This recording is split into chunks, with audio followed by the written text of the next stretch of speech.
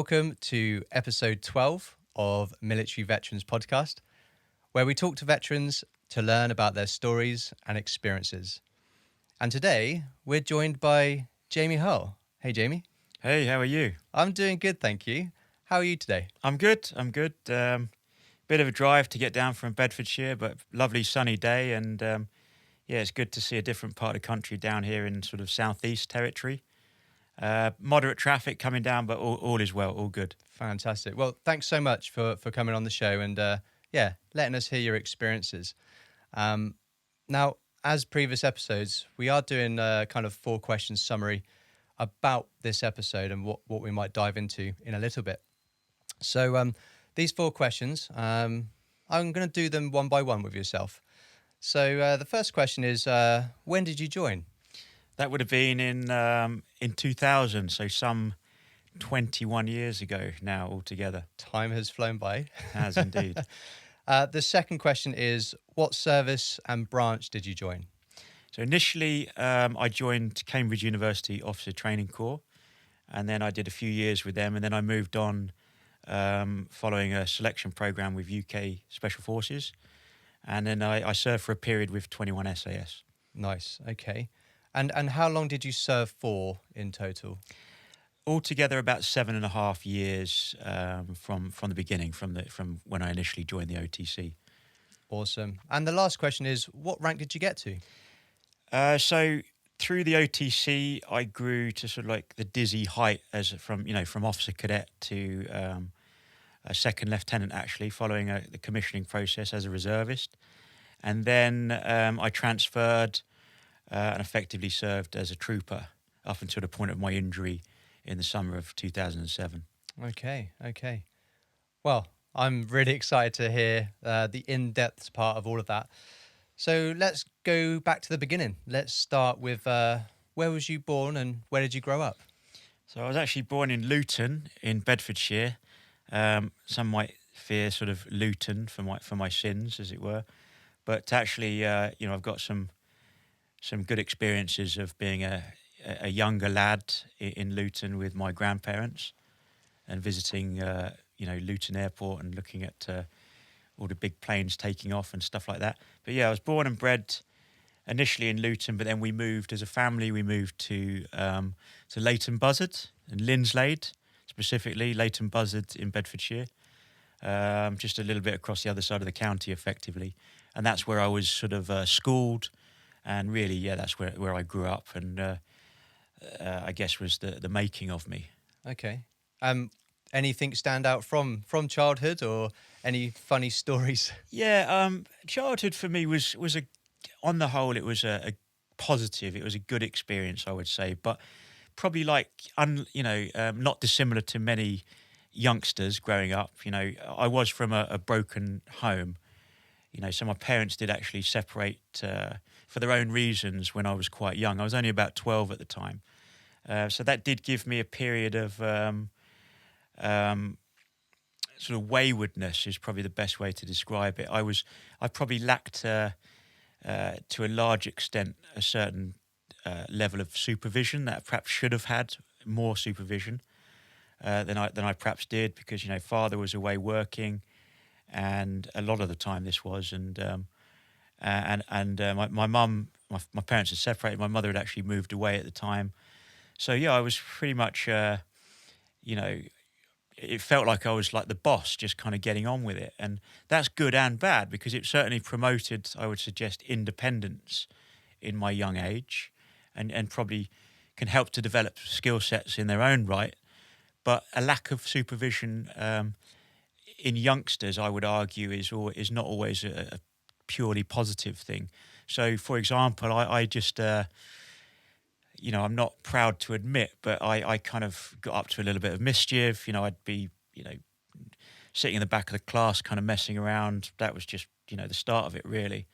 I was a young Herbert, as my late grandmother would say, but I basically had a lot of time, and then I would sort of escapade outdoors, and I'd be into all sorts. Kind of picture the scene, 12, 13-year-old lad cruising around on his BMX. not being dictated to by parents, as in when to come home.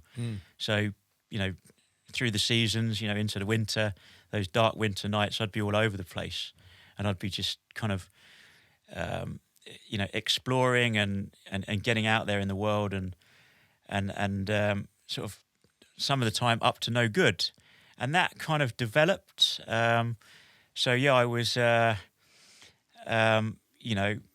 doing a little bit of tea leafing. I'd get into a bit of shoplifting here and there. Nothing major, but nevertheless, it wasn't right. And then, unfortunately, I got picked up by the law on a couple of occasions.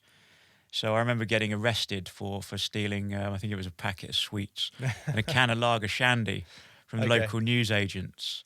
And I was really quite young. I mean, I'm literally talking, I'm talking sort of 12 and a half years of age. And then probably 6 months or so on from there, I got arrested again for causing criminal damage. Oh. So one was theft and one was criminal damage. And I think at that stage, the penny sort of started to drop really. And I started to think, well, if this keeps up, I'm probably going to get on the wrong side of everything completely. And I have to say, I did watch some of my peers kind of go down a bit of a slippery slope in life, and perhaps that they kind of graduated in the negative sense, and they got involved in perhaps things they really shouldn't have been doing, and a couple of them actually went to prison. Okay, this was much later on in life, but I'm thankful to say that I did kind of get a grip of my childhood, and if you like, the freedoms that I had, and I learned that yes, you could exploit that, but you couldn't overstep the mark, and that I needed to pay homage, and I needed to basically toe the party line. That's what I'm trying to say. If indeed I wanted to try and to get on in life and have opportunities, as it were. Fair enough. Well, you sound like a very outdoorsy youngster, and testing the boundaries. As such. that definitely came from a young age. Definitely. Yeah. I mean, I was, like I said, I was out on the bike. I was pushing it on the bike. I was cycling sort of here, there, and everywhere. I'd sort of cycle to the next villages and even to the next city. I'd cycle from Leighton Buzzard to Milton Keynes, like when I was 13 years old. Wow. And it was like 12. We're talking 12, 13 miles. Yeah. On a little BMX bike. Yeah, one way. Yeah. And then I'd maybe, I don't know, typically at that stage of my life, I'd sort of buy a packet of sweets and perhaps steal another packet for energy, cycle home, and that I was getting up to these kind of insolent sort of practices, as a young boy. In a way, I was really developing, and in a way, I was self-navigating through the streets from, across Bedfordshire into Buckinghamshire, and sort of in a way really developing a kind of a useful skill set, and that real independence.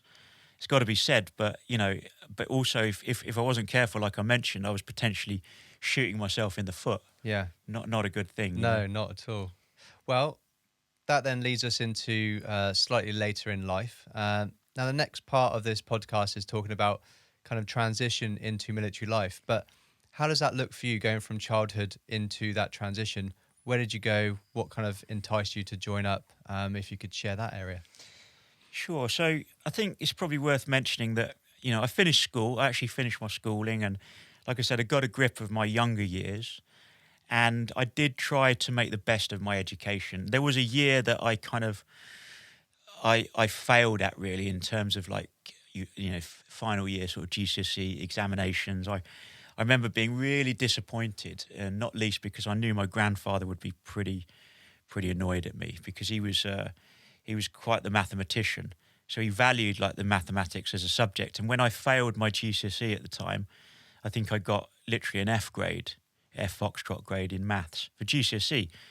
And he was like, not acceptable, not good enough. He said, I think you can do better than that. And I remember having a conversation with him, and he kind of basically encouraged me to repeat. So I retook that whole year actually. And that first year, I don't think I actually got, I think I picked up about 4 GCSEs, but it in his view, it wasn't good enough because, I didn't have the maths and English in there. So he encouraged me, and I went back, retook the year, and I think I then got 7 GCSE Wow. grades, but now including the English and the maths, which, as he sort of mentioned way back, it was very important to have that. And these were like the old O-level equivalents. So I got those grades as like C and above in like the maths and English on top of the other kind of GCSEs. And that then, I guess then I felt somewhat encouraged personally. Teachers would perhaps then say, oh, actually, you have got some potential. You're not just this young Herbert that we thought you were. So they would sort of equally encourage me. And then I think that's all I needed. The teachers give me some encouragement, perhaps a grandfather in my case kind of, making it be known that, the value of mathematics. And once I got that, I thought, well, maybe I can do the A-level. And before, I never thought I'd sort of entertain that. So I stayed on in sixth form. And not everybody did in those days. That was an absolute, choice. You didn't have to stay. I mean, it's now is a choice. But I think a lot of people do more so, and perhaps there's a lot more perhaps family pressure or peer pressure to do the A-levels if you've got a level of acumen about you. But I did stay on, and I remember I did the A-levels in, I think, business studies, physical education, and I did one in like a food science, and a bit random, but they were the sort of interest that I had at the time. And yeah, to my sort of to my kind of astonishment, I dug deep. I worked hard with the A-level and sort of followed some interest there, particularly with the physical education, the PE side of it. And I actually ended up with like BBC grades in A-level. So then I thought, wow, that shows. It's testimony to. Now my background was a little bit unsteady, like I mentioned. But with the right attitude and the right sort of determination, albeit, still at a relatively young age, I could turn it around and pull it out the bag. And that's effectively what I tried to do. And to a certain extent, I felt like I'd achieved that by sort of 18, 19 years of age. Nice. So then beyond that, did you continue education after those? Well, I could have done, obviously, with those grades, they're not the best, but they're sort of modest grades. Yeah. And they could have got me into a reasonable sort of perhaps like intermediate level university. But the truth is, at that stage, I was quite fixated on where I was and perhaps where I wanted to go at that time. And I chose actually, my goal was to go traveling around the world. Okay. But that doesn't happen overnight. You don't just think, oh, I'm going to go around the world and then I'm going to go. You've actually got to work towards it, because obviously it takes money. That in itself takes commitment. So I remember being, in all sincerity, 17, 18, 19, I was working, I was grafting. So this is another side of my story. I always did paper rounds and stuff like that, or went out, knocked on doors, washed people's cars for a couple of quid, and I did a lot of paper rounds, Again, I would do 6 or 7 days a week doing the paper rounds, work for several different paper shops. And it was a way to earn a little bit of income. And that would encourage me because, I would only get X amount of pocket money, perhaps from my father, for helping to, clean the house and hoover and dust and that kind of thing, which was great. I commend my dad for, kind of helping to teach me the value of money and stuff like that, giving me a bit of pocket money to do a few chores around the house. But of course, when you're a kid, you always want more. And I couldn't keep nagging, a parent for money. So I knew that, in order to generate a little bit of cash, I've got to go out there and help myself. I've got to work for it. So these jobs that I described, they'd coincide with perhaps my studies, perhaps latter the retake on the GCSEs, like the A-levels. I would do some paper rounds. I'd work on the market. So Leighton Buzzard's a market town in Bedfordshire. Right. They had these market stalls, in a high street. And I remember going down asking for some jobs. Yeah. And basically, like, 10 guys gave me the knockback and said, no, mate, we're not interested. We don't need you. But I kept persevering, and that was typical of me.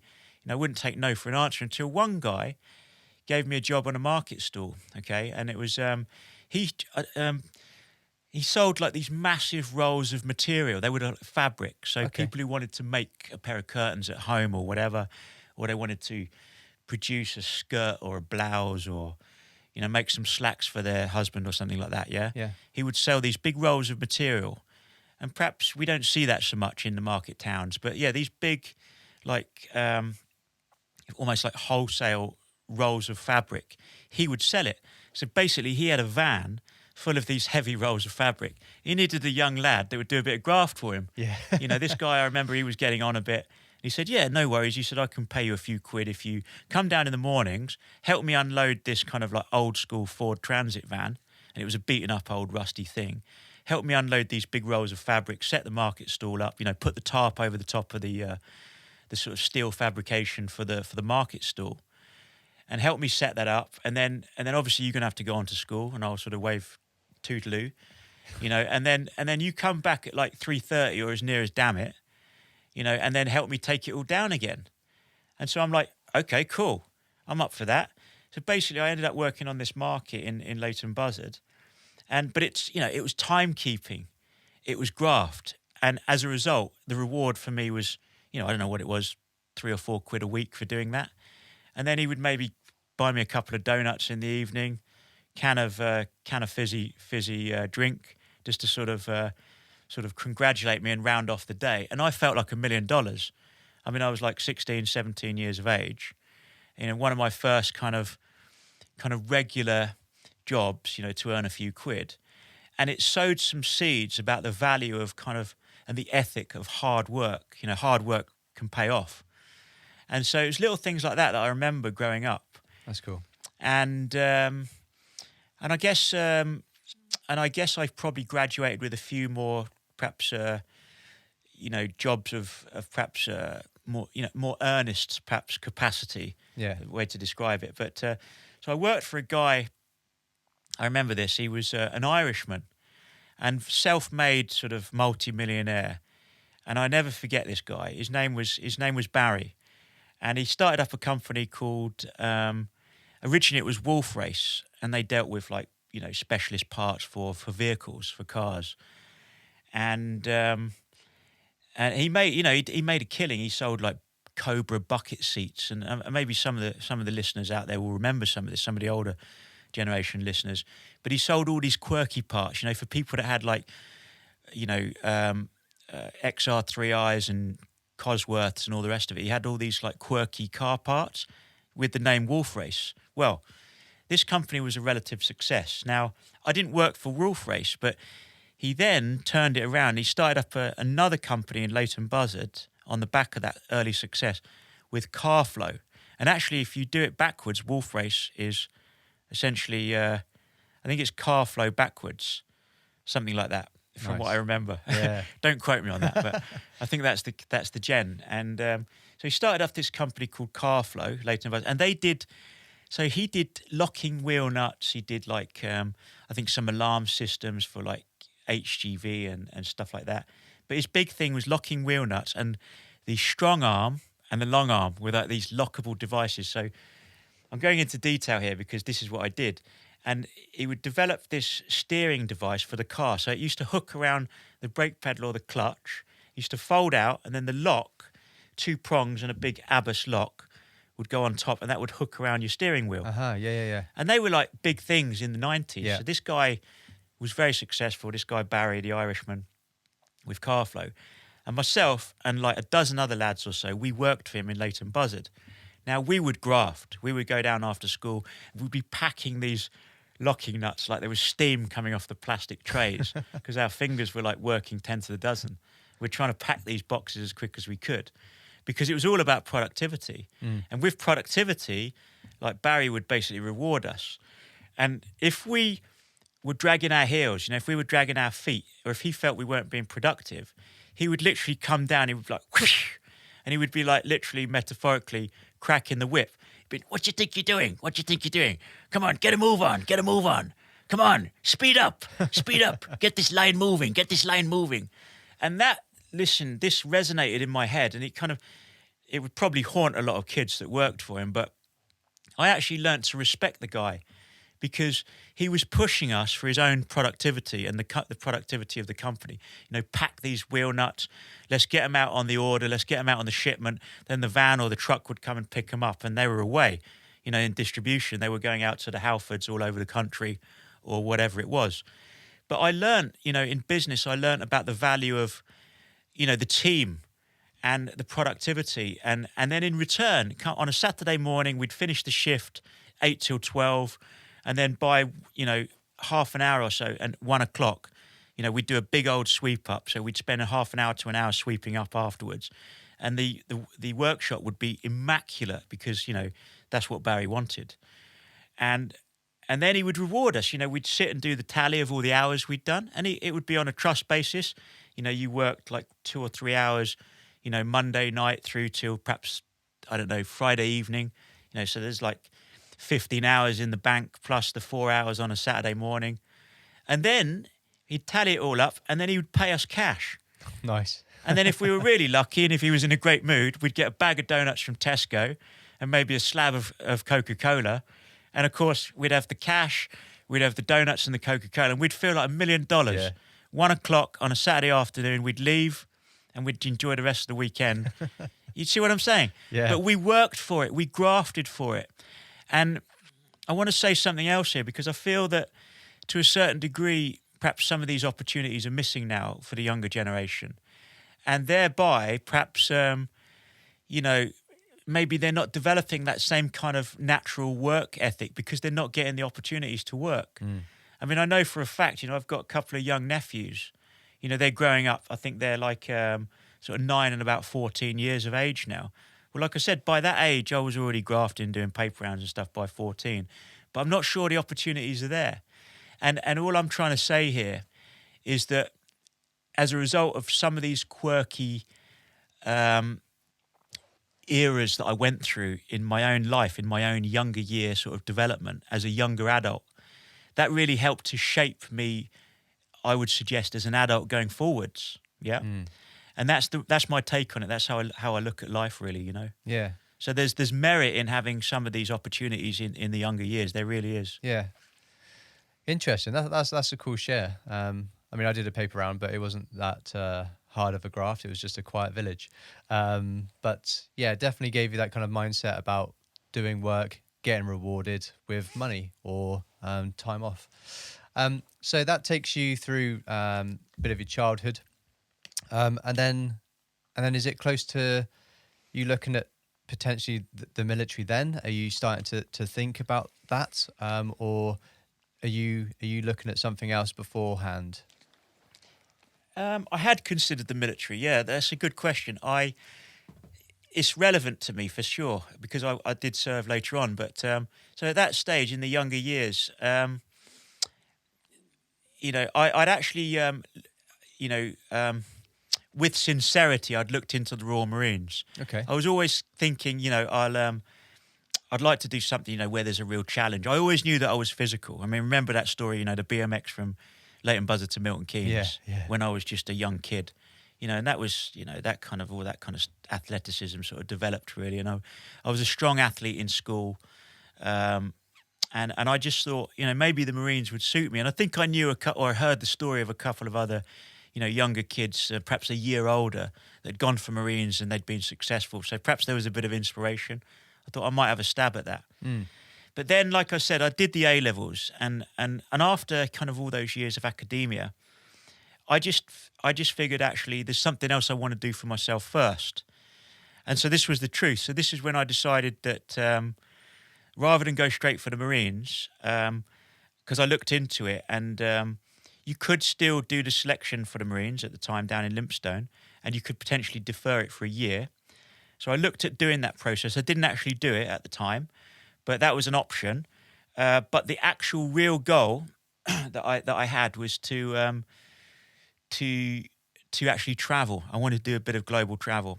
That was still your kind of mindset. Yeah, I just, the independence was there from a young age, and I guess I really wanted to exploit that. And I just felt like I was ready somehow. And of course, I'd been grafting. Remember the jobs? I'd been earning a few quid and tucking a little bit away, being quite sort of careful in that sense. And I just thought I had a little bit of monies behind me, and I thought I can utilise that. And if I work a bit more, if I make a plan, if I work a bit more, I can generate perhaps the funds that I need. So yeah, long and the short of it was I finished my studies because I'd retaken a year. I was about a year behind. So I was now about sort of pushing 19 in that particular summer. And then I set my goal on really departing the UK to do my kind of global travel plan. So I wanted to do a backpacking round the world trip. That's what I wanted to do. So and it was quite popular. Plans were starting to come into place. For sure. Yeah. So at that age, I mean, not many people did it, you know. I mean, more people were starting to generate the idea, but it wasn't anywhere near as popular as like backpacking became. Okay. Yeah. But I'm talking mid-90s. Right, so I right. made this idea, this seed, like really started to develop around about 93, 94 with me. And of course, I needed some hard cash to be able to pull that off. So again, the work and everything kicked in, and I was working and I was studying. I finished my studies. I worked for about another year. I did some full-time jobs.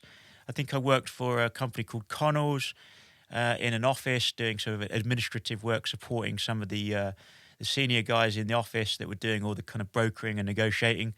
But I did corporate sales in the office, so administration behind that, sort of files and paperwork for the seniors. And, you know, I sort of, you know, it was kind of using the grey matter a little bit more within the office and sort of developing some skills in that sense. I did that for a period. I worked in a pub. It was a beefeater steakhouse in a small village just outside Leighton Buzzard. So I was developing some skills, and then I was kind of working, sort of managing the bar and managing, you know, the stock take and dealing with all the cash. Nice. And then customer service, you know, because obviously I'm dealing with customers all day long and into the evenings. So I learned about, you know, developing a good approach with customers. And that was important because that would sort of stand me in good stead for some of the stuff that I did sort of later on, and it would help me with some newfound sort of skill sets. So long and the short of it, I also worked for a supermarket as well in the town. So again, in Leighton Buzzard. It was the old Safeway supermarket, a big Safeway, which, as you know, later became, I think it got, there was a buyout and it became Morrison's. Yeah. But yeah, so I worked in that supermarket, and I was very enthusiastic. I was always keen as mustard, you know. If someone needed something, I'd be the first guy to sort of to say, I'll get it, and sort of put my hand in the air, and I'd be sprinting around the store sort of with this smooth sort of leather soles, and I'd skid to a halt and pick up the jar of, I don't know, Marmite or Heinz baked beans or whatever. And then I'd sprint back to the, you know, the front end where the customer was and the cashier, sort of hand it over with a, you know, veritable sort of smile on my face, a wag in my tail, so to speak. But, you know, that enthusiasm paid off because, like, the managers would notice that I was, like, a keen worker, and they would kind of give me bigger jobs in the supermarket. So I ended up becoming, like, a supervisor in the latter stages on the front end. So I was managing, like, the sometimes, you know, the returns or replacements for the customers. Yeah. And dealing with some of those customer service queries. And, you know, if it was perhaps a bit more you know, pressing, I'd be a link man between the customer and the management. And so, again, it was all part of the customer service kind of acumen that I was developing, which would prove perhaps more useful later on in life. So, yeah, I did all these quirky little jobs growing up as a youngster. I saved up some cash. That was the bottom line. I think I had ended up with about, for the record, and it was quite a lot of cash back then, about £5,500 Wow, yeah. by 1995 in my bank account. Yeah. And that was after buying the flight ticket from Trailfinders in London. I remember the flight ticket was £1,086. Wow. There's a lot of money. I went on the train. I went down to London. I think it was a shop in Knightsbridge or something. I went in. They said, "Can we help you, sir?" And I was just a young guy, you know. Said, "I'm interested in a round-the-world ticket, thanks very much." And so they sat me down. We talked about itineraries, you know, perhaps where the safer places to go were on planet Earth, because there was always, I don't know, tetchy zones or war zones or whatever. Yeah. So I figured out this, like, plan. And then by the time I walked out of there, I don't know, like 4 o'clock in the afternoon, I had a plan. You know, I'd bought my ticket, and that was I had it. You know, I had that little paper ticket in my back pocket. Good? Did you feel good? All that It was all hard good. work? Yeah. Yeah. So, like, give you the itinerary that I chose. I'll never forget it, but it was basically London Heathrow to Johannesburg. Don't ask me why, but maybe they talked me into it. Johannesburg, and then I was going to spend some time in Southern Africa. Then I was going to go Joburg to fly into Perth, so Western Australia. Then I was going to overland it. Then later on, after some time in Australia, I was going to fly to Sydney, from Sydney rather, to Christchurch, so South Island, New Zealand. Then I was going to hop up to Auckland, North Island, New Zealand. then Nadi, Fiji capital, then up to Honolulu in Hawaii, then to LAX, so Los Angeles. Then I was going to overland it across the States and spend some time in North America. Then from Miami, fly to Paris, and then back to London. There you go. That was my round-the-world ticket. Wow. Yeah. And that was my plan with some consultation with those guys, you know. I can see why buzzing from that would be very high. For sure. And like that was Definitely. the plan. That was my goal. And I was like 19 years of age. Yeah. And I think perhaps the interesting thing was that looking back, it's quite something. I think it's quite an achievement in my mind that I was actually quite comfortable to do all of that. That was the plan, to do that at the age of 19. Solo as well. Absolutely. Yeah. So did you do it? I did it. Yeah. I did it. Yeah. I actually left with a really good friend of mine. And we had some good times down in South Africa, but we both had very strong, we were both strong-minded. We had different agenda, and we didn't fall out, or there wasn't anything like. We just basically chose. This was down in Cape Town in the end. After a few months on the road together, we basically chose to kind of segregate ourselves, as kind of like as men, as young men, and say, so you want to do what you want to do, and you've got your agenda, and I want to do what I want to do. That's no big deal. So we kind of amicably agreed to separate and go our own ways, which is exactly what we did. And it was, we still kept in touch. No sort of, there was no damage done, and but we went our own ways and we did our own thing. And I travelled the rest of the world solo, Jamie Hull, 19, 20, going around the whole world. That's cool. And I ended up spending longer than intended in a lot of places. Like I spent a lot longer on the ground in South Africa. So I worked on a market in Camps Bay in Cape Town, South Africa. And I was a salesman, believe it or not. Don't ask me how I blagged that job. It's a long story. But long and the short of it was I'd been travelling in the north. I met some guy who was the director of this kind of African curio/furniture company. And he had sites in, Johannesburg, in Cape Town, in Durban. And he basically offered me this job. He said, if you're going to go back down to South Africa, because this was in Vic Falls, by the way, in Zimbabwe, where I met this guy. And he said, if you're going to go back down to South Africa, he said, I can offer you a job. He gave me a business card. And that's how it was in those days, like pre-internet. Yeah. We didn't have the internet. Yeah. So it wasn't easy to communicate, and, it was snail mail. It was like write a letter. And, but in Africa, come on, how long are you going to wait for a response? And what year is this? What year have you So, this was literally in 1995, summer 95, off. middle of nights, yeah. For sure. So, in fact, for the benefit, for your benefit, and the guys listening, I will take you back, actually, because it's quite an interesting story. And it kind of does resonate with me. And it's just sometimes you just get lucky. And I got lucky. So the story goes, I travelled as a young backpacker from Joburg, where I flew in from London. I spent some time on the ground. I ended up hitchhiking.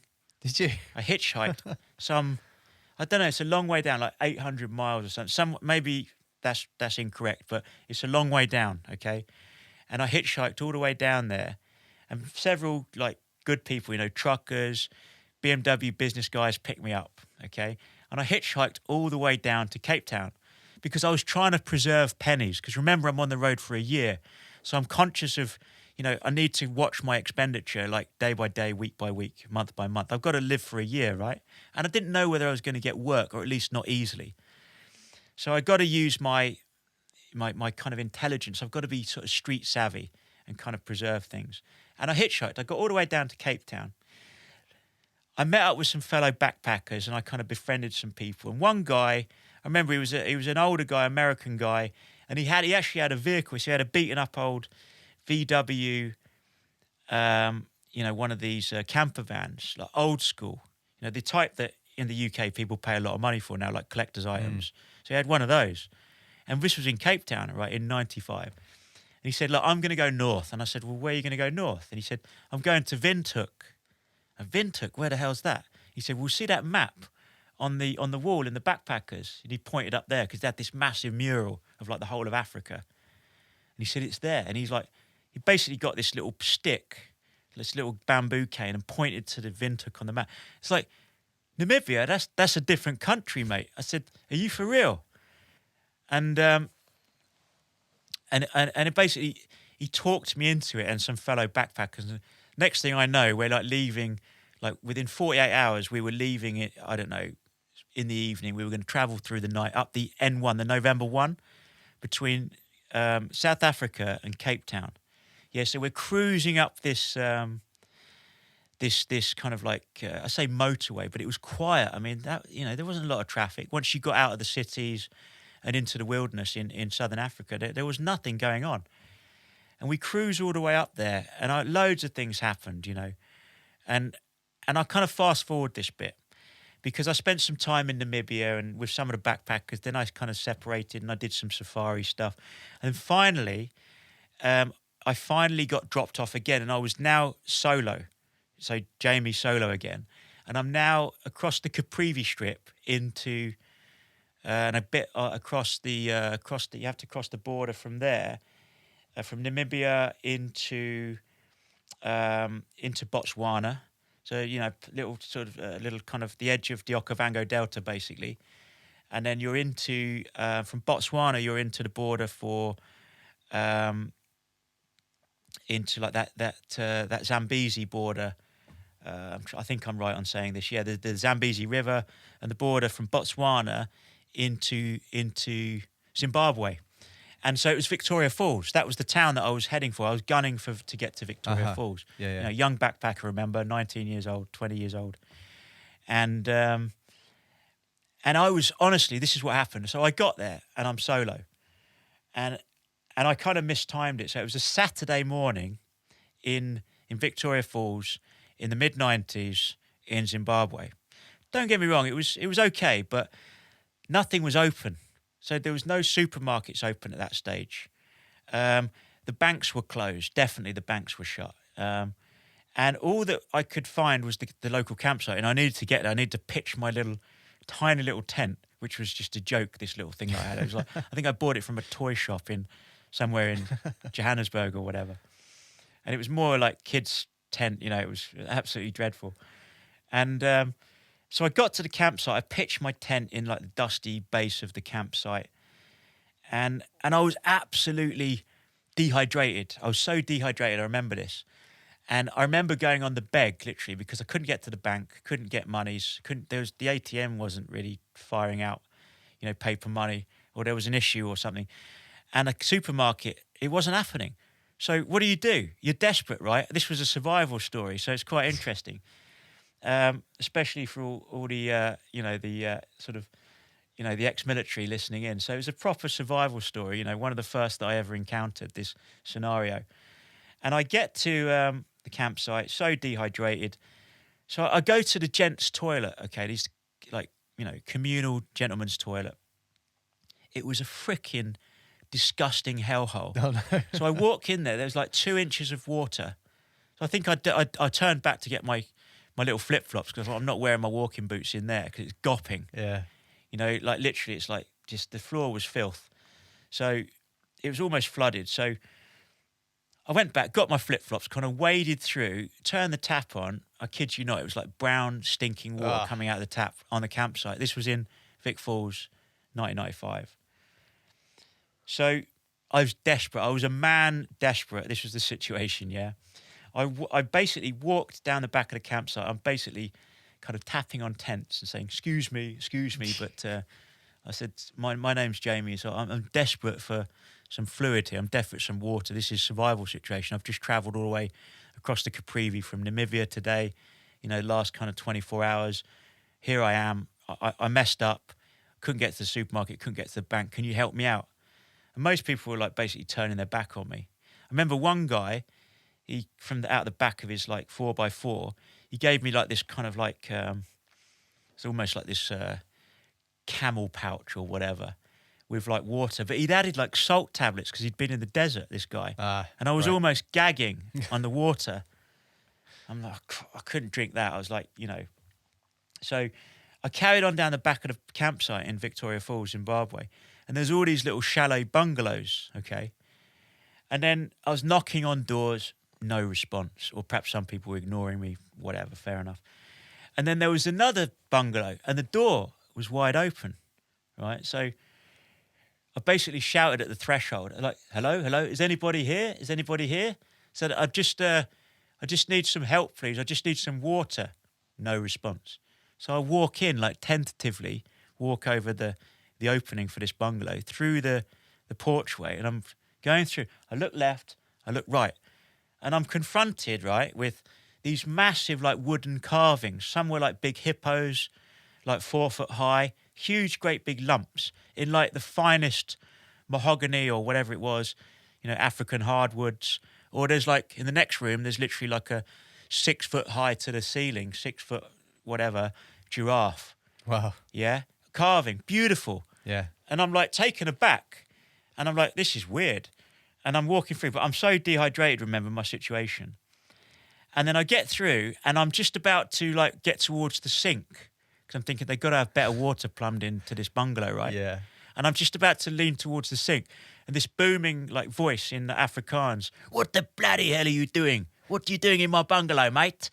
Like this. And I'm like, forgive me, that's probably not the best accent, but this guy sort of stopped me in my tracks, and I'm sort of turned round, and I apologise absolutely profusely. I was kind of like mortified, that I'd been caught, in this guy's house.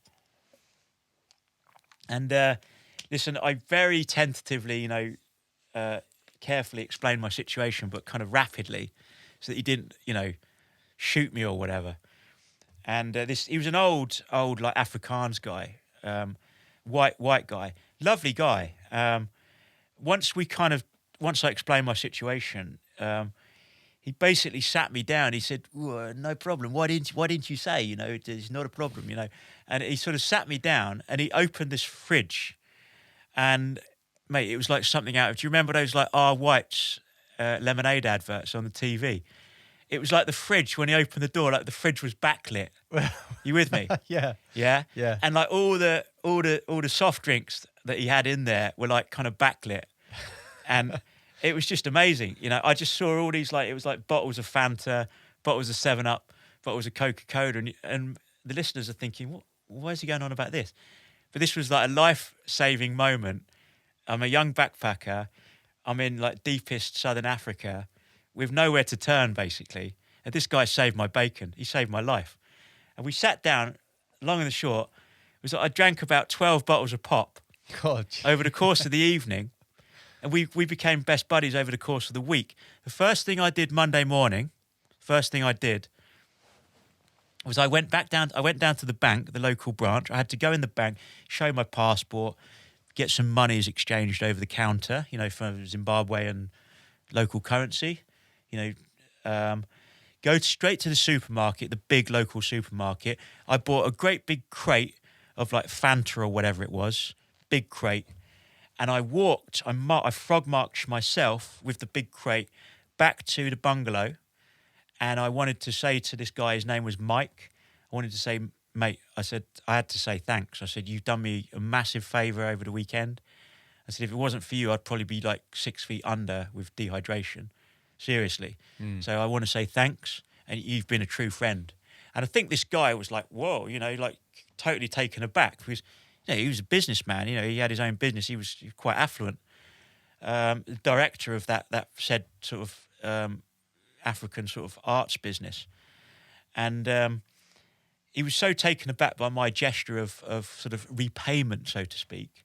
It was the least I could do to show my gratitude, because it's tit for tat in my view. Yeah. Yeah. And so we developed a genuine friendship then over the course of about the next week or 10 days. He introduced me to his young assistant, and then he said, look, if you're leaving, if you're going to travel on and go back to South Africa at all, he said, I want to offer you a job. And I was, wow, I didn't even ask him. I was taken aback. So basically, I think, I guess the moral of the story is, it's kind of, sometimes it's our behaviour and sometimes it's our attitude that can kind of equally, our perhaps fellow respect for fellow human beings that can perhaps get us places. Yeah. It can be a two-way street in that sense. So I learned some of these lessons in early life, and I ended up doing that job. So because I took that opportunity, So I went back down to on the train to Johannesburg, like 40 hours on the train or something ridiculous from I think I went from Vic Falls, Harare, Bulawayo, all the way down on the train, 40 hours back in Joburg. I did an overnight. I thought, I don't want to stay in Joburg. Lovely city, but not a lot going on for a young backpacker, and it can be a little bit sort of tough and hostile in places. So I wanted to go back to Cape Town, so I hitchhiked, because remember, I'm thinking about the pennies, and I still wasn't working. So months had rolled by, so I hitchhiked again because I knew I could get by and do it. And it's a mission, but I got back down there. And then I approached one of the managers that worked for Mike, the older gentleman that I'd met in Victoria Falls. I got the job. Nice. I was a salesman. Nice. I mean, I'm not saying I was a good salesman. I had to sort of develop, should we say, the gift of the gab, develop that true rapport. Yeah. And you've got to know your product, right? If you're going to be a salesman, you need to know your product. So at first, I didn't have a Scooby, what that giraffe or that hippo was truly made out of, or some of the smaller items, or soapstone carvings, or they sold everything, and it was a great big market. And I actually worked, believe it or not, not just with some fellow white Afrikaans down there in Camps Bay in Cape Town, but I actually worked with some of the black guys down there they employed.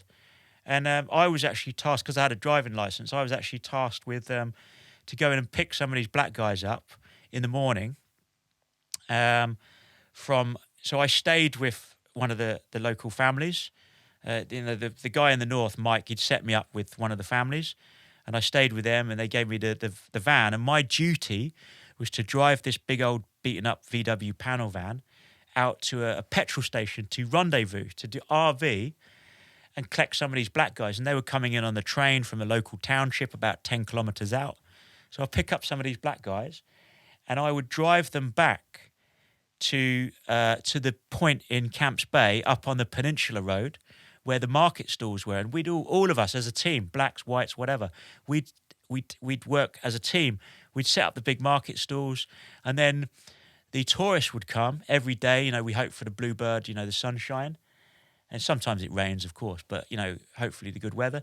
And then the tourists come, and then we hopefully get out there and we talk to the tourists, we sell to Americans and Chinese and Japanese, all the tourists basically were going down to Cape Town. Mm. And that's what I was doing. And don't get me wrong, the first weeks I didn't know what I was doing. I was trying to learn off my colleagues, and I'm trying to pick it up, and I'm trying to use my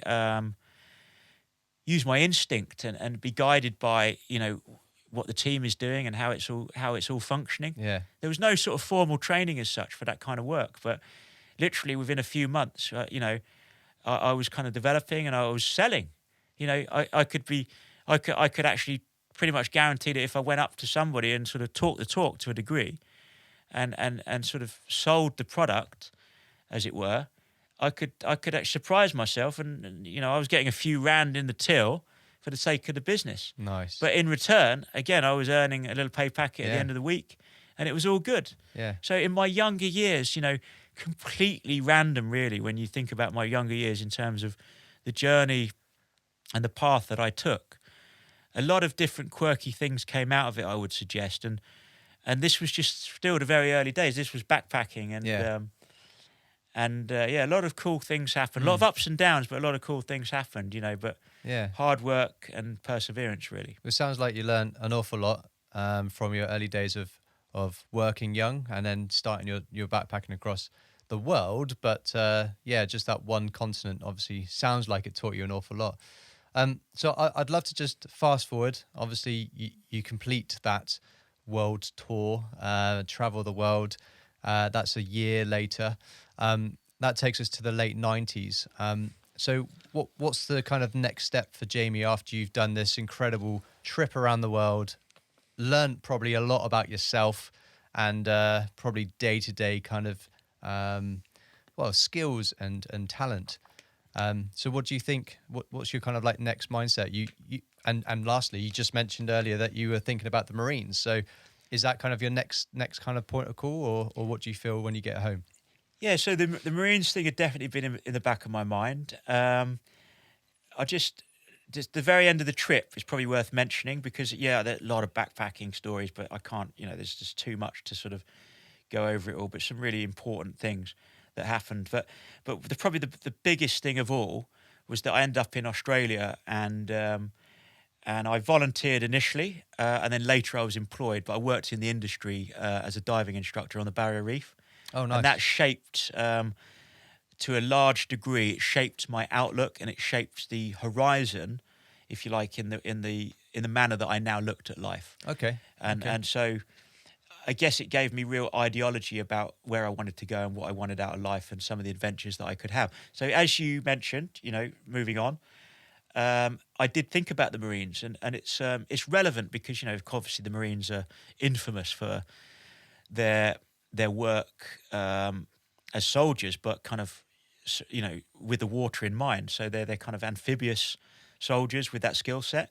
And I thought, yeah, that's for me. That's what I want to do. And the diving and the fact that I'd done all of that and to a high level, albeit in the civilian world, I thought perhaps the glove could really fit here, and I could fulfill my earlier dream and join the Marines.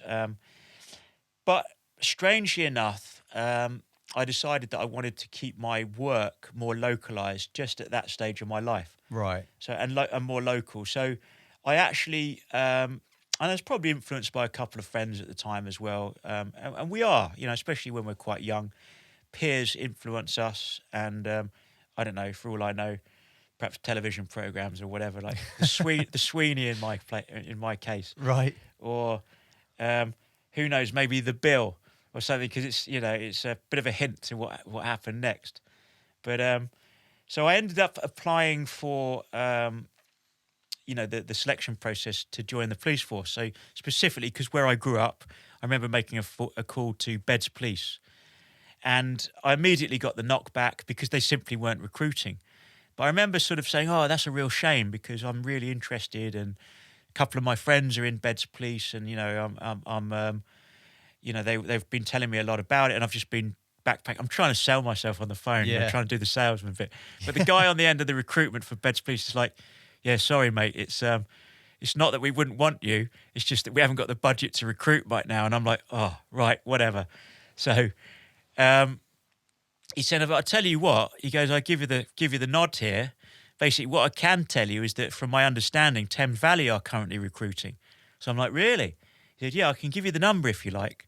So he obviously had it in his little black book over the phone. So he gave me the number. I then promptly came off that call, dialed Thames Valley Recruitment in, I think it was Kidlington in Oxfordshire.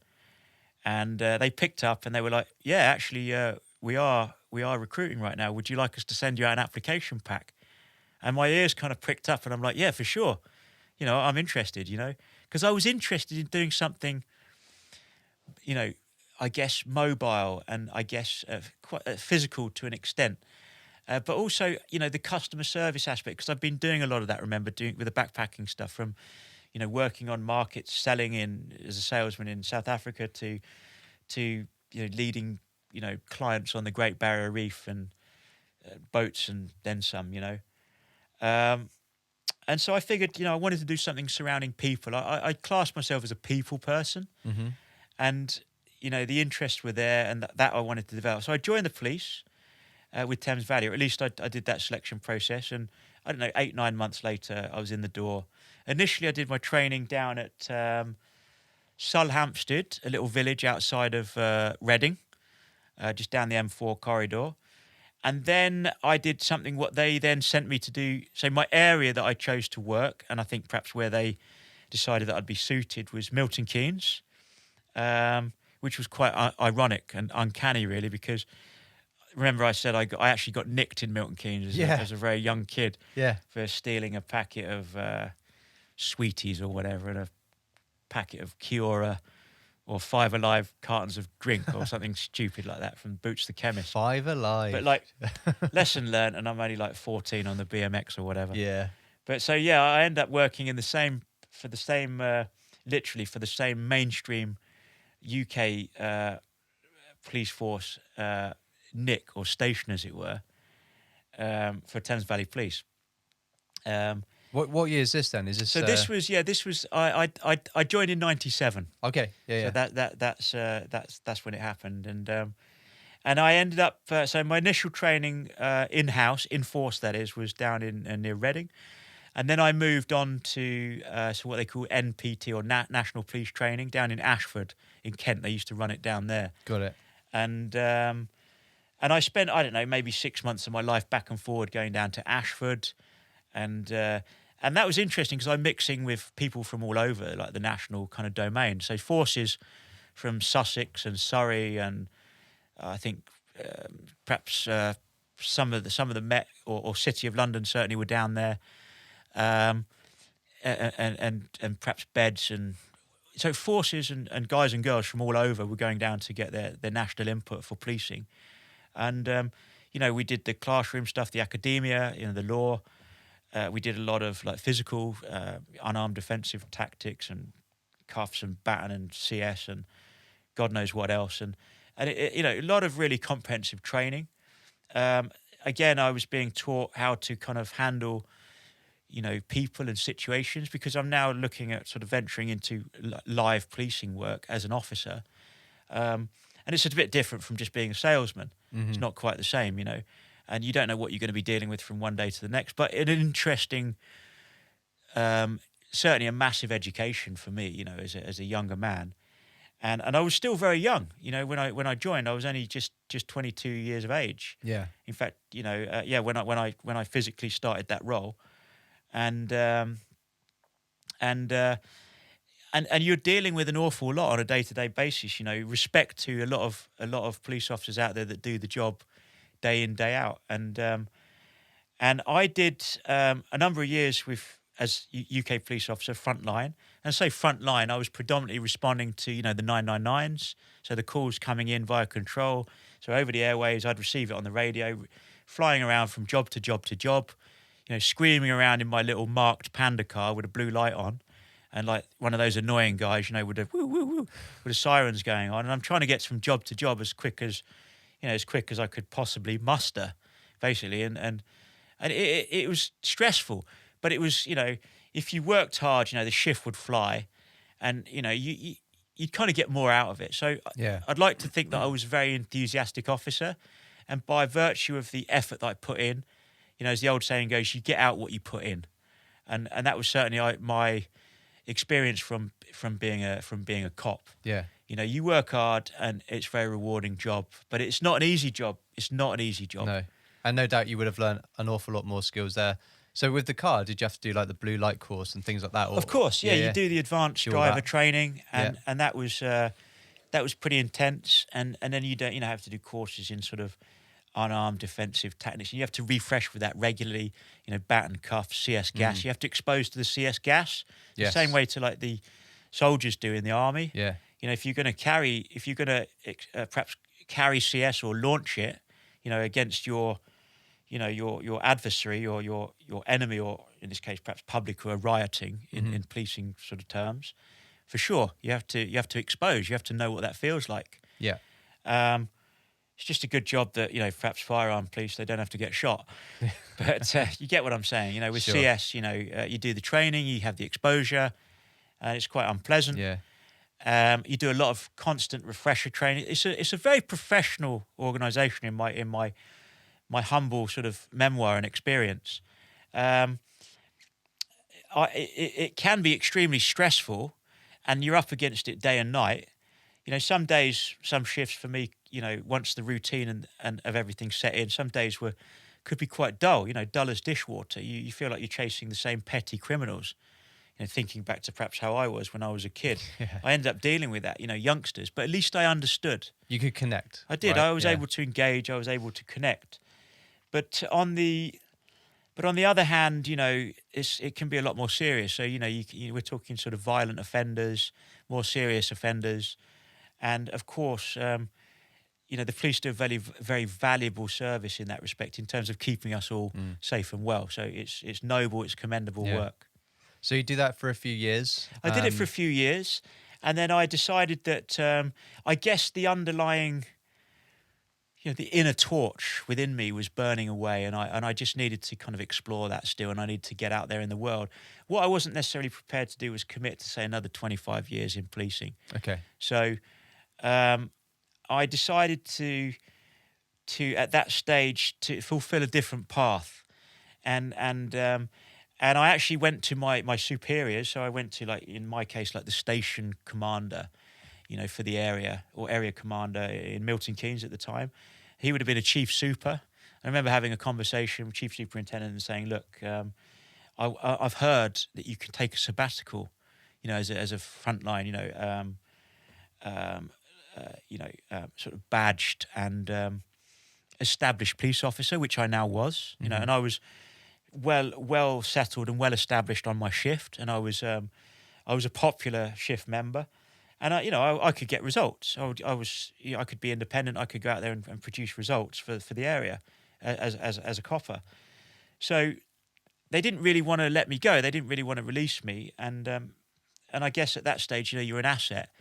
So I managed to sort of, I guess, talk my way round to getting a sabbatical. Use your sales skills. I guess use the sales skills. They understood. They weren't happy. Yeah. But they do allow it, and I'm not sure it would be so easy nowadays, honestly. But back then, remember, this was only still kind of like, millennium. Yeah. So back then, they were a lot more agreeable if you could justify. Okay. And I believed I could justify. So my justification at the time was that I actually wanted to do some travel, and I know I'd already done that, but I wanted to do some big things. So in my mind, I didn't want to just go and backpack again. I wanted to actually go and use some other qualification that I actually possessed. So I was I was a qualified scuba instructor with the PADI diving organisation, which is a big global, biggest diving organisation in the world. Yeah. I was always a great fan of the organisation, and a very enthusiastic and committed PADI instructor. So when I wasn't, policing at home in the UK, I was up at Stony Cove, and I was taking friends and, associates or colleagues in some cases, taking them up to Stony, doing tri dives, teaching them in the UK cold, dark quarries. Nice. As a scuba diver. Yeah. And I was keeping my hand in. Yeah, that's what I was doing with the qualification.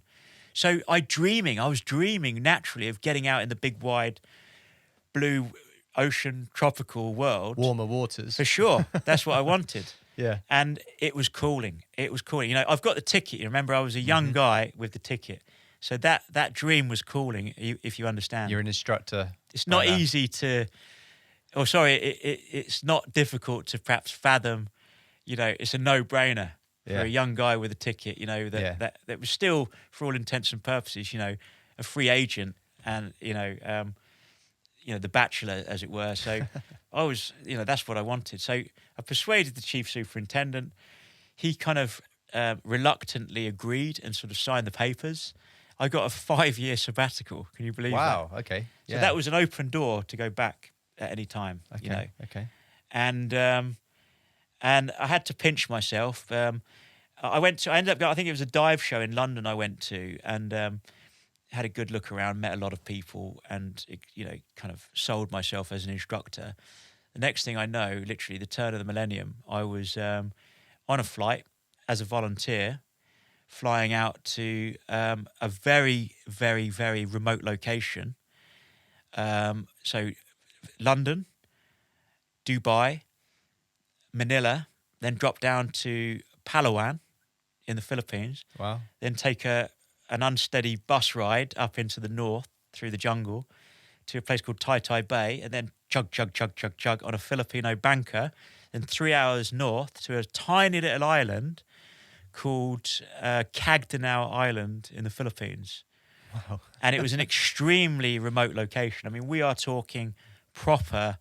I mean, this was 20 years ago, 21 years ago, in fact, in the South China Sea, middle of the South China Sea. So I was employed as an expedition lead for Coral Key, and it was an expedition company based in London. And yeah, I'm leading the expedition party, and I'm teaching divers, and I'm certifying divers, left, right, and centre. So I did about 5 months on expedition in the Philippines. Wow. In the Millennium. Wow. Completely voluntarily. And, there was no, actual monetary remuneration whatsoever. So I think that was quite commendable. That was hard graft. And I certified well over 100 divers in that time. The demographic for the expedition company, if you will, was predominantly young, committed, driven sort of backpackers, or perhaps better still, they were young gap year students predominantly, or perhaps young city types. They wanted to take a year out or so, however many months. And so they found themselves on expedition. They signed up to the expedition program.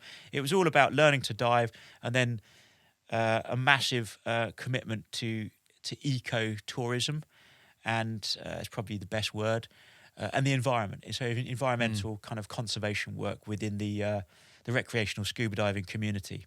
I can only imagine what 5 months of doing that's like, because a 2-week exped is not bad, but it's tiring. Really tiring. Yeah, I mean, so 5 months.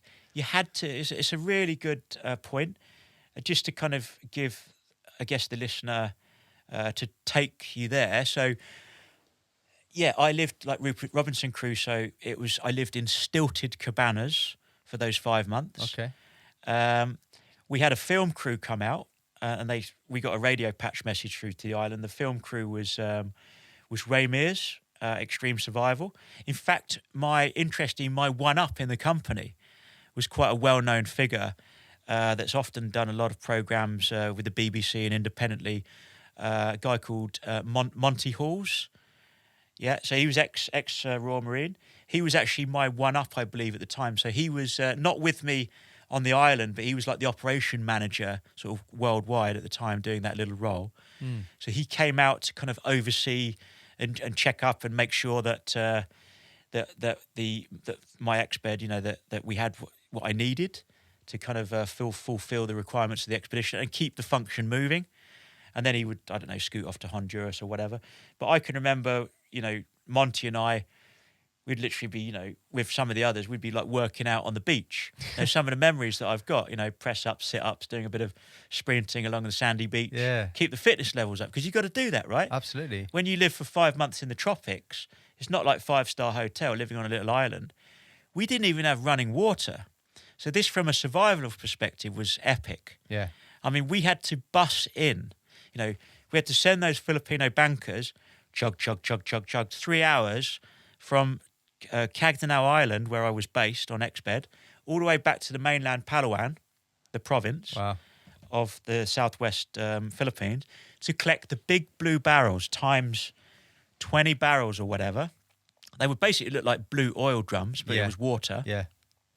Ship them back over, because we were 50 bodies at any one time. Bodies could come and go depending on what point on the exped they were, but 50 people at any one time to survive on that island. As you know, the fundamental, source for human survival is water. Without water, remember my story on the campsite in Victoria Falls? Without water, you're close to being, on the edge. Yeah. So it's very interesting, So we were, literally shipping in all the water, but it wouldn't last long. You'd think 20 great big barrels. Literally, we'd have to make sure those boats were going back and forward twice a week. Yeah. And we would be very, very strict and vigilant on washing and showering. Yeah, I was going to say. Absolute limited. Yeah. They would literally shower in and soap off in salt water with a bucket from the ocean, and quick rinse off in like half a bucket of fresh. Yeah. That was it. And we were very strict. I had a doctor. I had a couple of expedition scientists, like a marine biologist, a project scientist, perhaps a scuba technician who kind of looked after my scuba equipment on the technical side, valves and regulators and so on, BCDs. And he would also look after the marine boat engines to keep things hunky-dory, to keep things kind of well-oiled and slick, keep the exped party moving, basically. But yeah, so that was, I managed that process for about 5 months with the marine research, like conservation expedition. But above all, that was like a massive kind of like a process of like human survival. Above all, that was Yeah. from what I remember most. Puts into perspective that you can just pop into the other room, turn the tap, and you've got fresh water. Pop Yeah. down the street, you got a supermarket. You can just grab some food. So Honestly, we're lucky. We've got it all. We're Yeah. very lucky. We take it for granted Take it as for well. granted. We do. The developing world, they have it a lot harder than us. Yeah. Especially in places like that, which is beyond developed even. Yeah. But just a quick one on that, like a very quick quirky sort of thing I remember. I mean, we had Ray Mears, who'll remember it. He came in and filmed Extreme Survival, and interestingly, this is so uncanny. They approached me and they said to me, you look remarkably like somebody that we want to cover. We want to do a reenactment for one of the actors on the BBC. So they did. And I agreed to do it. And so they were filming for a couple of weeks on the little island. This was BBC film crew, Ray Mears' Extreme Survival, the programme. And it's kind of been immortalised on YouTube. It's still there. And it was all about desert island survival. And Ray, interesting, was covering the story about one American pilot in particular called Bill Coffeen. And there was another Japanese, like, prisoner of war survivor on the island. But the pilot specifically, that was the part that I reenacted for the BBC. Okay. And actually 7 years later, an aviation incident should happen to me, but of course we'll come on to that. But I was just going to say about the island, that story from the Second World War, many pilots, servicemen would get trapped in the tropics, fighting, and the level of survival that they went through, it gave me a real tremendous understanding of what the suffering was. Yeah. For those members of the Allied forces during the Second World War, and I just quickly from my experience on that island, I told you about the water situation, nightmare, always perpetual nightmare trying to keep up with water. What happens when the boats can't get off the island? You can't fill up those blue drums. That happened numerous times. So how do you bust the water back in and ship it in? You can't. So then the doctor and I would consult.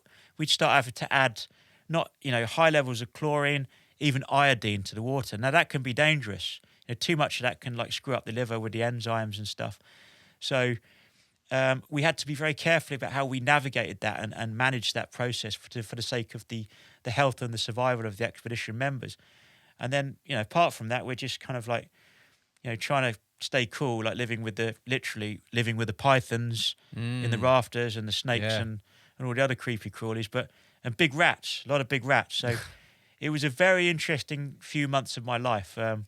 Even more skills learnt, no doubt. A few skills, but just it gave me a massive appreciation, right, of what we have. Yeah. And what we utilize. As human beings, and we consume it. Ultimately, I realised coming back home to the UK, highly developed nation, how much we consume and how fortunate all of us are. And yet, it feels like to me, having travelled a lot, it feels like to me like 2/3 of planet Earth are like living on a shoestring, by comparison. So, yeah, we're the lucky ones, I have to say. Yeah. Well, so... I mean, that's mentioned 5 months of you being out there. So you then come back to the UK. And then do you have plans when you come back, or do you get back and then start thinking about the next journey that you go on to? So initially I was thinking, okay, do I just go back into policing straight away? I think that option was there for me. Like I said, I was on sabbatical. I think the thought process then was actually to exploit a little bit more about what I was doing at the time. So the diving was a big pull, massive pull, in fact. So I ended up doing some work. I went to work in Egypt for a big commercial company called Emperor Divers. They're still there, very successful, and they've sort of grown up their sort of business enterprise around the world. And that really inspired me. I did some work in that sense. And then I chose to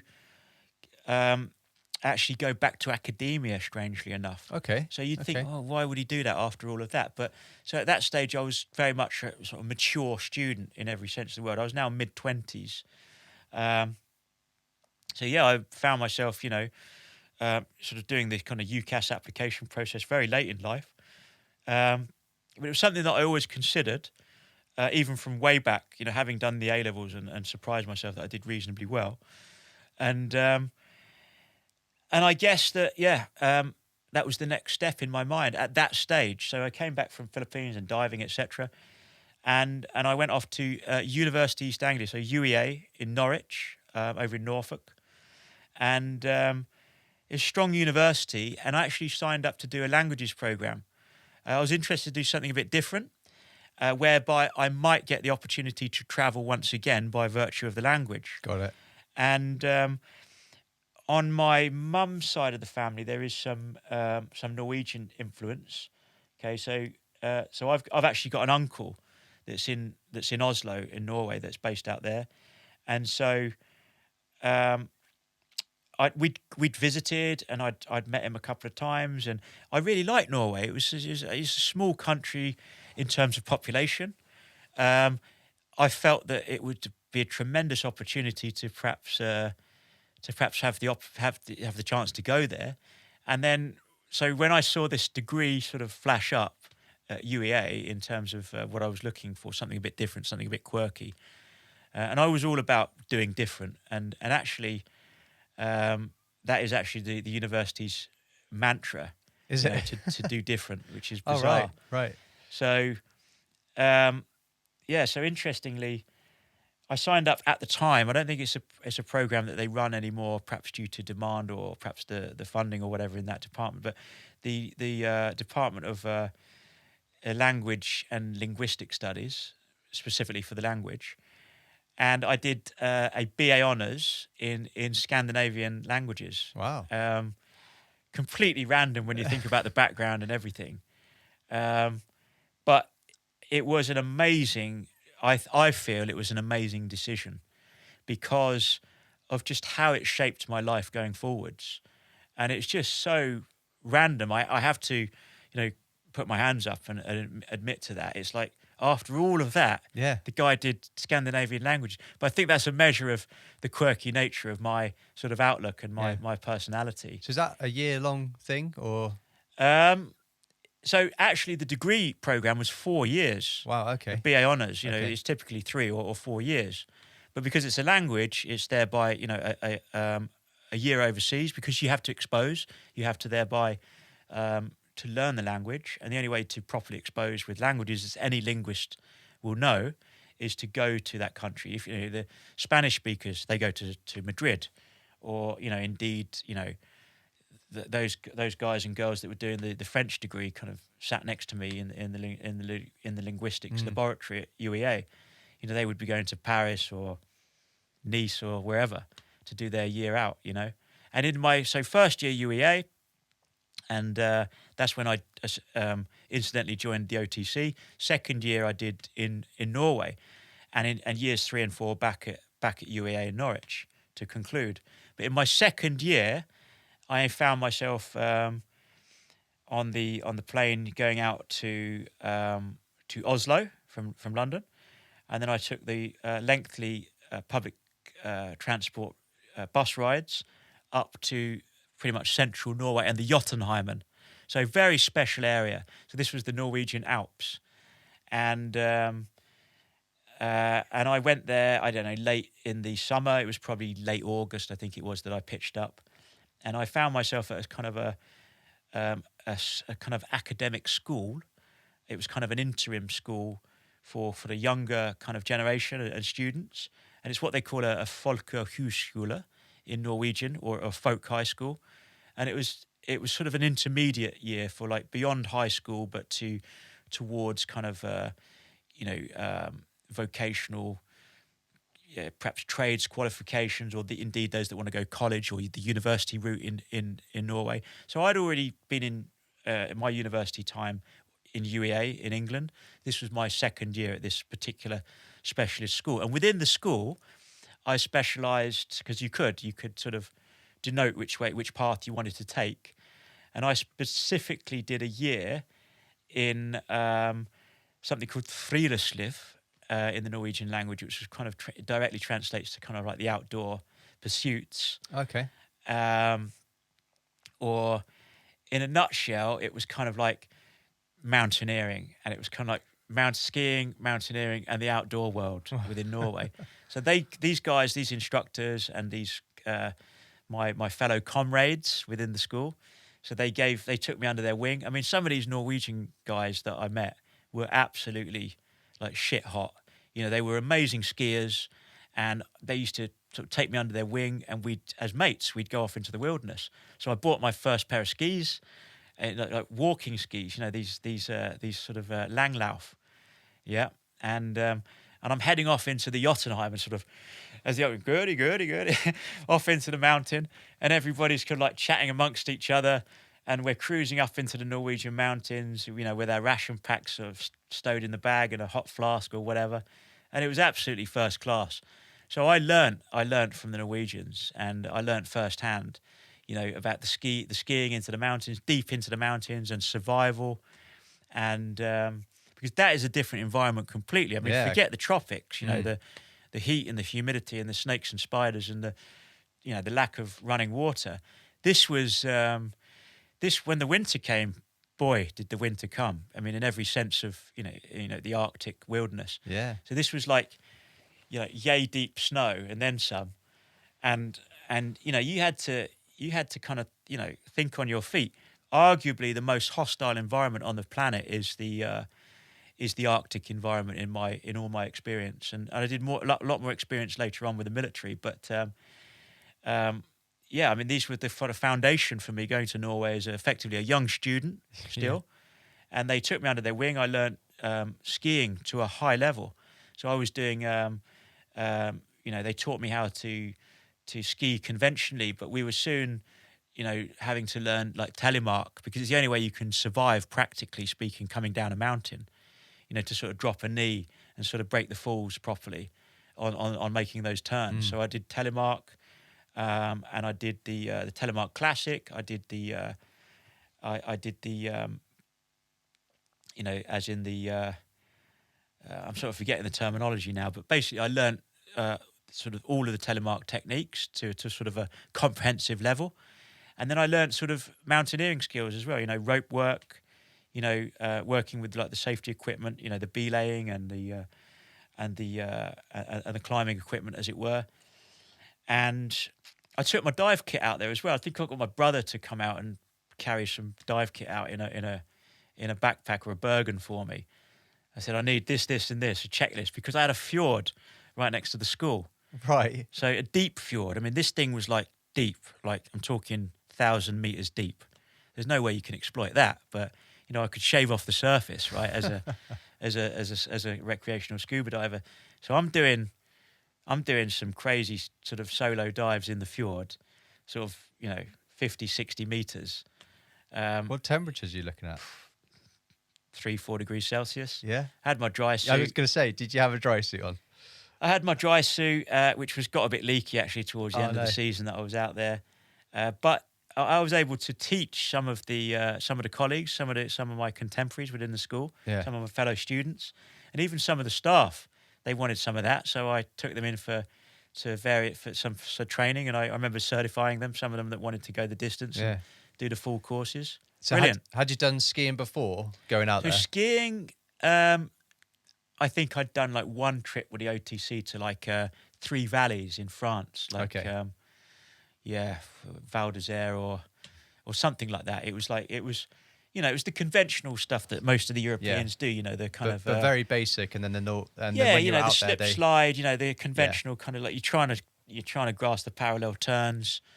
I did one trip and thought I was kind of like 007, but in all honesty, I was pretty crap. Yeah, you know, I hadn't mastered parallel turns, and I'm trying to hold my own and do my best, but.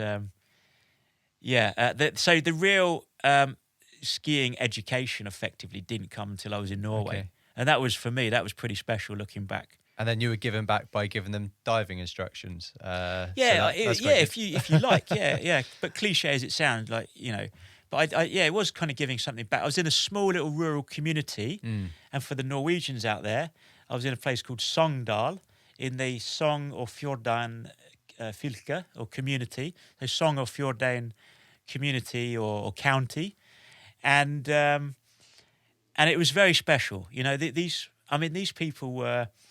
I'm talking about the community members. They were humble. They were good people. In fact, there was an expat guy. I remember a guy called Paul Hoff, British guy, who was one of my main instructors. And I looked up to this guy. I mean, at the time, I think he celebrated his 40th, so he was a bit older than me. I was a slightly older student, granted, but Paul was that bit older. And, you know, he had a great deal of life experience. He had a great deal of, like, real sort of essence at what he did in the mountains with the mountaineering and his credibility as an instructor. I got a lot out of Paul, and he was an expat, so it was easy for me to. There wasn't a great language barrier at first. Because with a lot of the other instructors, we had another instructor who was brilliant, but he was from Denmark, so he wasn't so easy for me to understand. And several others. So with Paul, from England, expat, you know, he moved out there, and that was his thing. That was what he did, and he sort of settled down and married, etc. But I learned a lot from people like Paul and you know, other contemporaries, and I was able to give back. Like Paul ended up becoming one of my dive students towards the end of the year, and some of the other students. So it was a bit of a two-way street, because remember, I was a mature student, so I had something to bring to the party as well. Nice. But great life experience. Yeah. More strings to your bow as such. So you mentioned earlier about OTC. Sure. So what made you join that, and how does that look? Because I've obviously regular. I'm not OTC. Didn't go down that route. Yeah. But explain that, because that'd be interesting. I will. So with the OTC, so that goes back a year. Remember, to the first year of university for me. So it was back in the millennium, sort of, albeit the latter stages of 2000. Because I'd been doing expedition work in Philippines and diving, etc. So I joined that academic year at OTC in the new millennium. So we're still talking, you know, nigh on 21 years ago, and people will poo-poo maybe the idea. You know, maybe some of the military listeners who don't necessarily fully understand or weren't privileged to serve with the OTC, but from my own experience, I think it was a very unique privilege to be a part of that. And it was certainly something that, for young people certainly listening, it was certainly something that I would definitely encourage them to pursue if they had the opportunity. From memory, I think there's about 18 university officer training corps around the country throughout. The three main ones are Cambridge, Oxford and London. I was very fortunate, so I was very privileged that because I was a student at UEA in Norwich, I was able to tap into potentially the recruitment at Cambridge University OTC. So that's how it happened for me in the first year of going to uni. So how was that, just like on a bulletin board, or did someone come and tell you about it? It was basically, they do these things like at Freshers' Fair. So you go to university like any young student. Okay. Freshers' Fair, I rock up. You know, what can I do? There's jobs on offer. There's like volunteering work, or there's sports and social clubs at uni. And then there was like RAF. You could like learn to fly and stuff like that. There was, what do they? So the Air Cadets, or there was the Royal Naval Squadron, you know, for the boats or whatever. And then there was the OTC. And I was, what's that all about? And I was curious. Like, basically, effectively, it was the army. You know, the boys in green stood there in like Combat 95. Yeah. And like, and I started talking to these guys, and I just remember there was one guy who just cracked it for me.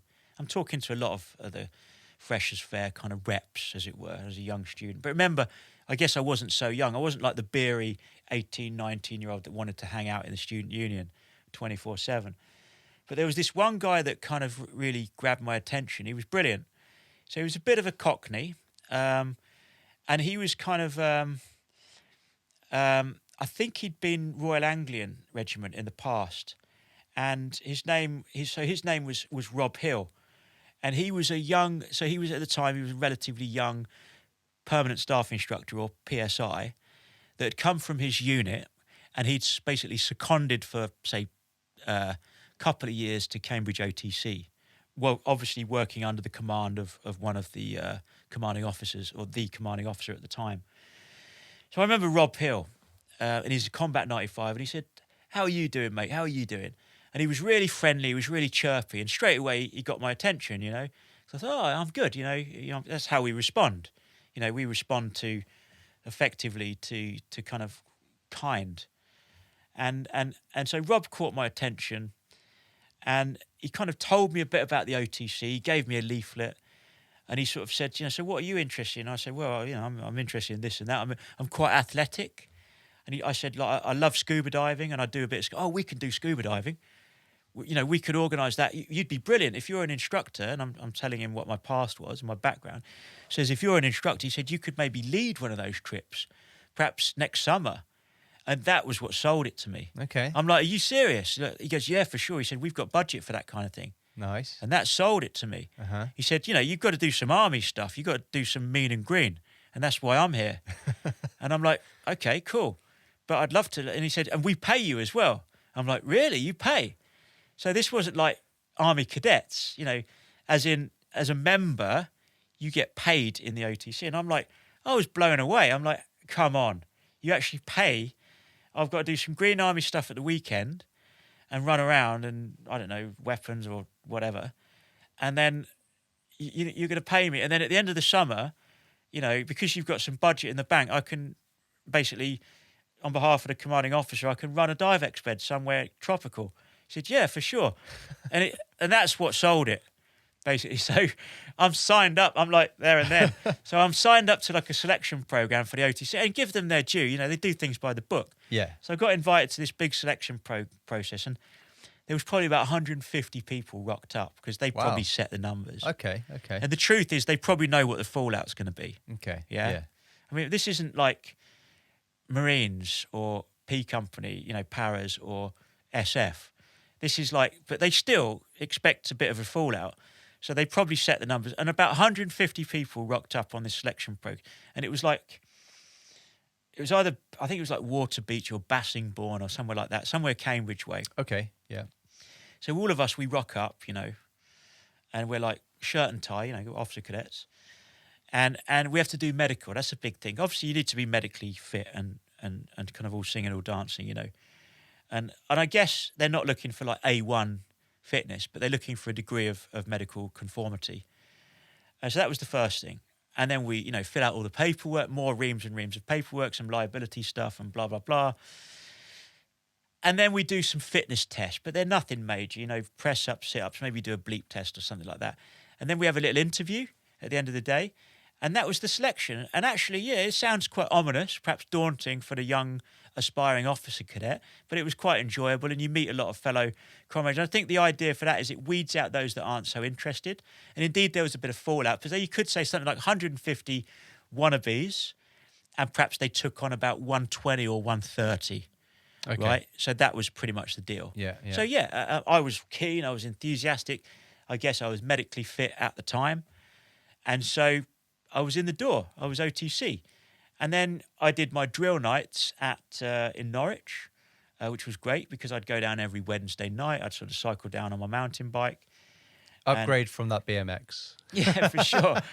Yeah, and I'd go in and we'd do drill, and we'd learn how to do drill in the parade ground outside. And I had this brilliant, like old school. I think he was an ex-guardsman. Yeah. His name, I remember his name was Sergeant Major Bill Tufts, I think it was. Brilliant guy. So enthusiastic again. And it's little characters like this in my mind that really stick out. And so there Bill would be barking at us, and he'd get us in the parade ground, and we'd be like, literally, the tempo would be like, you know, 10 to the dozen. And we'd be marching up and down. We'd be properly barking at us until we were drilled. And that's what drill is all about, right? They get you drilled within an inch of perfection. Yeah. That's what it's all about. Yeah. And everyone that's been in the forces, they know about drill. So this was quite cool. But we did all sorts of stuff with the OTC, from like learning about first aid to like basic weapons handling to patrolling to kind of like, you know, fire and movement on the ground, you know, kind of basic sort of enemy contact drills.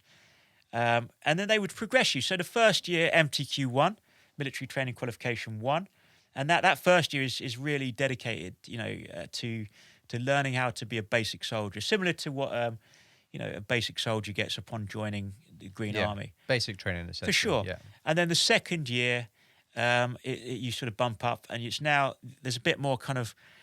It feels quite heavy going because the onus then turns around and the focus is on you more as an individual, not just to be part of the team and basic soldiering, but to learn about leadership. So it's MTQ2, Military Training Qualification 2, and so from memory we were learning about the orders process predominantly, and the sort of the estimate and the orders process, which later became something called the 7 questions. So a lot of the sort of officers out there will understand all of this, and perhaps the NCOs. The juniors don't really get introduced to this until perhaps a bit later on down in their careers. But in OTC, it's kind of, they throw it at you quite quickly because that's what it's about. It's officer training. And so MTQ2 and then MTQ3 is like a precursor if you want to go on and do a higher level and perhaps look at a more developed leadership training towards indeed commissioning, be it as a reservist or regular army, full time. Yeah. And so I went through all of these processes, and I was keen, I was enthusiastic. I loved the OTC, not least because I think I was buoyed up mostly by the characters that were behind me. So I had some great contemporaries, so colleagues, like other fellow students. Some of the guys were magic, from both UEA and from Cambridge. Some great guys, some great girls. And you could tell there was some that were more serious, and the ones that were more serious, you get out what you put in, they would get more out. And so for us in the sort of clan, as it were, or that clique within that were more serious, we'd end up going on to do things like Cambrian Patrols, and we'd get opportunities to do development courses. So I had an extremely enthusiastic commanding officer, in fact several in tenure in the course of their careers, and these commanding officers were brilliant, very encouraging, and for me that was what it was all about. If they encouraged me, sometimes that was all of the seed or all of the light that I needed to go on. Yeah. And that's the essence of what I'm trying to say. With the right encouragement in life, all of us can make steps and go forward.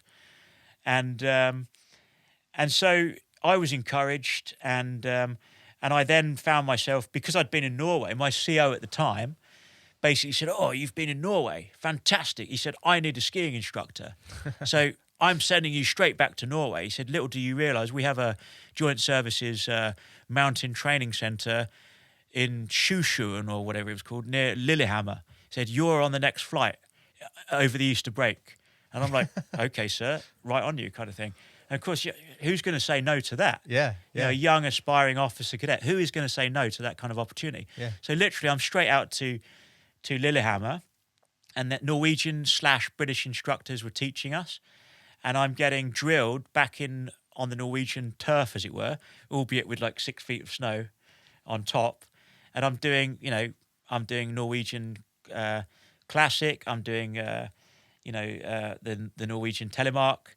I'm doing doing bivouacking in the snow and learning about, again, some of these like army survival tactics. So like Arctic training, really. Absolutely, full sort of Arctic warfare stuff, and that led me towards effectively. So I did a sort of a foundation. Then I went back for what they call JSSI, which is Joint Services Skiing Instructor. Then went back to do Joint Services Ski Tour Leader. Wow, which is quite a big qual. Yeah. And then I got sent to Indefatigable. This is all CO's intent, believe me, not mine. I just showed enthusiasm, so they pushed me. That's all it was. So CO's intent then sent me towards Indefatigable. So at the time, the Joint Services Mountain Training Centre in North Wales, up near Anglesey. And I did the Joint Services, Jezemel, Joint Services Mountain Expedition Leader up there, which is basically ML in the mountain, or mountain lead. And I had other opportunities. Like I did get to lead a dive exped to Egypt one year, and sort of it helped to put that together and run it. And I was teaching, and honestly, the list was, I did an HGV Class 1 course. I mean, wow, can you believe that? There's another story there that was probably care not to add, but I got myself into a bit of hot water because I went out on the lash one night and Oh, okay. I ended up in the. I ended up sort of making a bit of a mess of the officer's mess. I think I inadvertently pulled down a curtain and perhaps, excuse me, but swamped all over the, Oh, no. the bathroom floor inadvertently. Oh, wow. So I ended up getting a right dressing down from the driver, sorry, the master driver who was like running the show, Yeah. and the it would have been the camp commandant and the mess manageress. So I promptly got RTU'd. Not proud. No. So I didn't actually get my HGV1 courtesy of the army. It's something I did for shits and giggles later on to sort of to kind of fulfill that failure, so to speak. Mm. But yeah, I mean, it was a massive opportunity for me, the OTC, and that's Yeah. why it lives quite prominently within my memory with stuff like Cambrian Yeah. Patrol and P Company and then some. And giving you all those qualifications and more skills to learn. That sounds, sure. yeah. Yeah. Not everybody gets that opportunity. No, So- huge opportunities and things like, if I could just touch on probably the biggest highlight. So you think, it wasn't really just about commissioning towards the end of it. Okay. The commissioning is a great process, fine, and yeah, you get the pip on your shoulder, proud moment, to march off the square in front of Old College. But it was more than that for me. It was more to do with the pragmatic skill sets that I kind of learnt. So the real world sort of soldiering, and we got to do Cambrian Patrol twice over in my time. So I did with one team, the first team. We had a bit of an anomaly where we lost a guy through injury during the patrol. So, but we still pulled out our level best. We medalled with a bronze. Wow. Okay. In that first Cambrian that I did, and in the second Cambrian patrol. And you've got to bear in mind this is a 50-hour patrolling competition over the course of long weekend. I was going to ask if you can explain what that actually is, because there's probably a lot of people that don't know what that is. So talking about getting a bronze, I know that's incredible. Yeah. But if you could just explain it a bit more to people that don't know what it is. So the following year we got silver. But so for the record, Cambrian happens to be the British Army. A lot of people don't know about this. Even serving soldiers don't know about it because they don't all get this opportunity. But Cambrian happens to be the Army's premier patrolling competition held within the UK every single year. And it takes place in Cambrian and the Black Mountain within the heart of Wales. And everybody can tell you that Wales throws some pretty awful weather in terms of the meteorology and the environment. And it makes life very challenging. And so that's like a 50-hour competition. You're on the hoof the whole time. You get very little sleep. It's a graded competition, so you're going from effectively stand to stand. And what that means is you go to a point where you rendezvous with assessors. And these guys will look at you to do. It could be a stand for first aid, but it'll be like a mock scenario. So you get there, and there's blatantly been like a road traffic accident. And you then have to pull out all the stops as a patrol to deal with the casualties of that road traffic accident, get on the radio, call in the relevant support, make sure that you manage all the casualties with the first aid skills in the appropriate way, so using your kind of medic prowess, and really try to do your level best as a soldier in the field to prove that you've got the skill set. And it's a very intensive competition, and obviously points and medals are at stake, and there's a lot of incentive, and not only that, but it gives teams a great deal of confidence and self-esteem, and traditionally they'll go on to be very much commended with their home units having completed Cambrian. It's a big deal within British Armed Forces and indeed foreign forces, because another thing is we invite units from all over the world. So we have like airborne troops and marine troops from all over Europe, from Poland, from Germany, from France, from the Netherlands. They all come in, and some of those Eastern European countries to work on Cambrian and to see if they can cut the mustard. And many of them don't make it. Many of them don't finish the patrols. Many of them lose guys, through injury, or they literally just quit because it's a difficult competition, you know. So to be part of a process with Cambridge OTC specifically, where on one year I did bronze, on the second year I did silver, it was for me it was fantastic self-esteem, Massive. and it kind of put the spotlight on a few of us, Yeah. and from there on, I guess there was a seed within that I realised that potentially I can go on and do more here, and perhaps what could I achieve. So sometime thereafter, an opportunity came up for me to put myself forward for P Company, which is the parachute regimental selection process for the paras, essentially, with the British Army. And so I spoke about my intention. The CO at the time was all for sending me on the Marines process for Lympstone, because he had he was formerly, you know, all arms qualified as a Marine. This particular commanding officer, I couldn't quite get the time that I needed, because remember I was a student foremost, academia, UEA in Norwich, doing my languages degree. I couldn't get that time. I needed to get the permission. They said no on account of the all arms commando course was that little bit longer, and so I had to eat humble pie and say to my CO, not happening. Yeah. And then he said, oh, perhaps we could get you on P Company. I'm like, well, okay, well, how long's that? And it was slightly shorter. So this is what happened. And I basically kind of get away with it, because for about a month, I couldn't take longer. So I just got in by the skin of my teeth. In fact, I had to lie through my back teeth with the dean of the faculty at UEA to kind of get some time out. And I think I took about a week longer than I should have done. Naughty, slap on the wrist. I basically had to infill with lectures, or it was, kind of apologise profusely when I went back and sort of make up the work.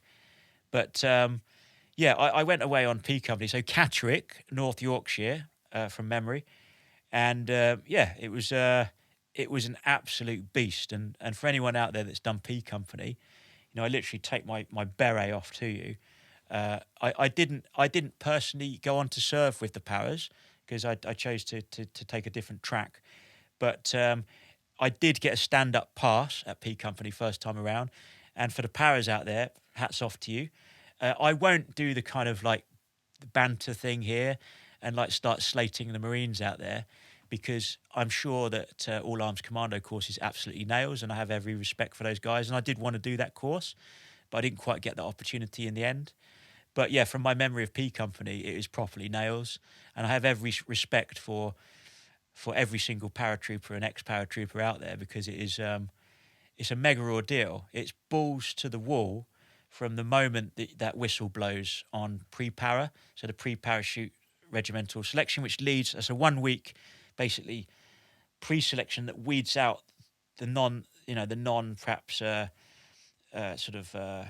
eligible, shall we say, or serious. That first week pre-para, and then you go straight into P Company proper, and then that's another week or so, and then you go P Company test week. It is just non-stop. And I'm a skinny guy.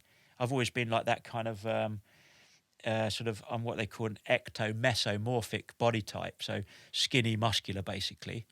Yeah, and that was me all along.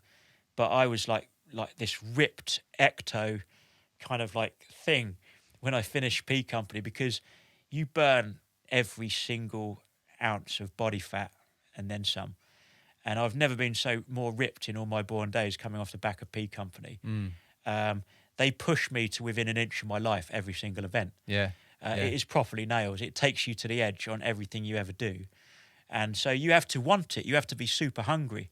And I what was I, 27 or so when I did it, and I did the All Arms P Company course for the record, and I was doing it with some younger guys, so we were kind of segregated into white T-shirts for the juniors.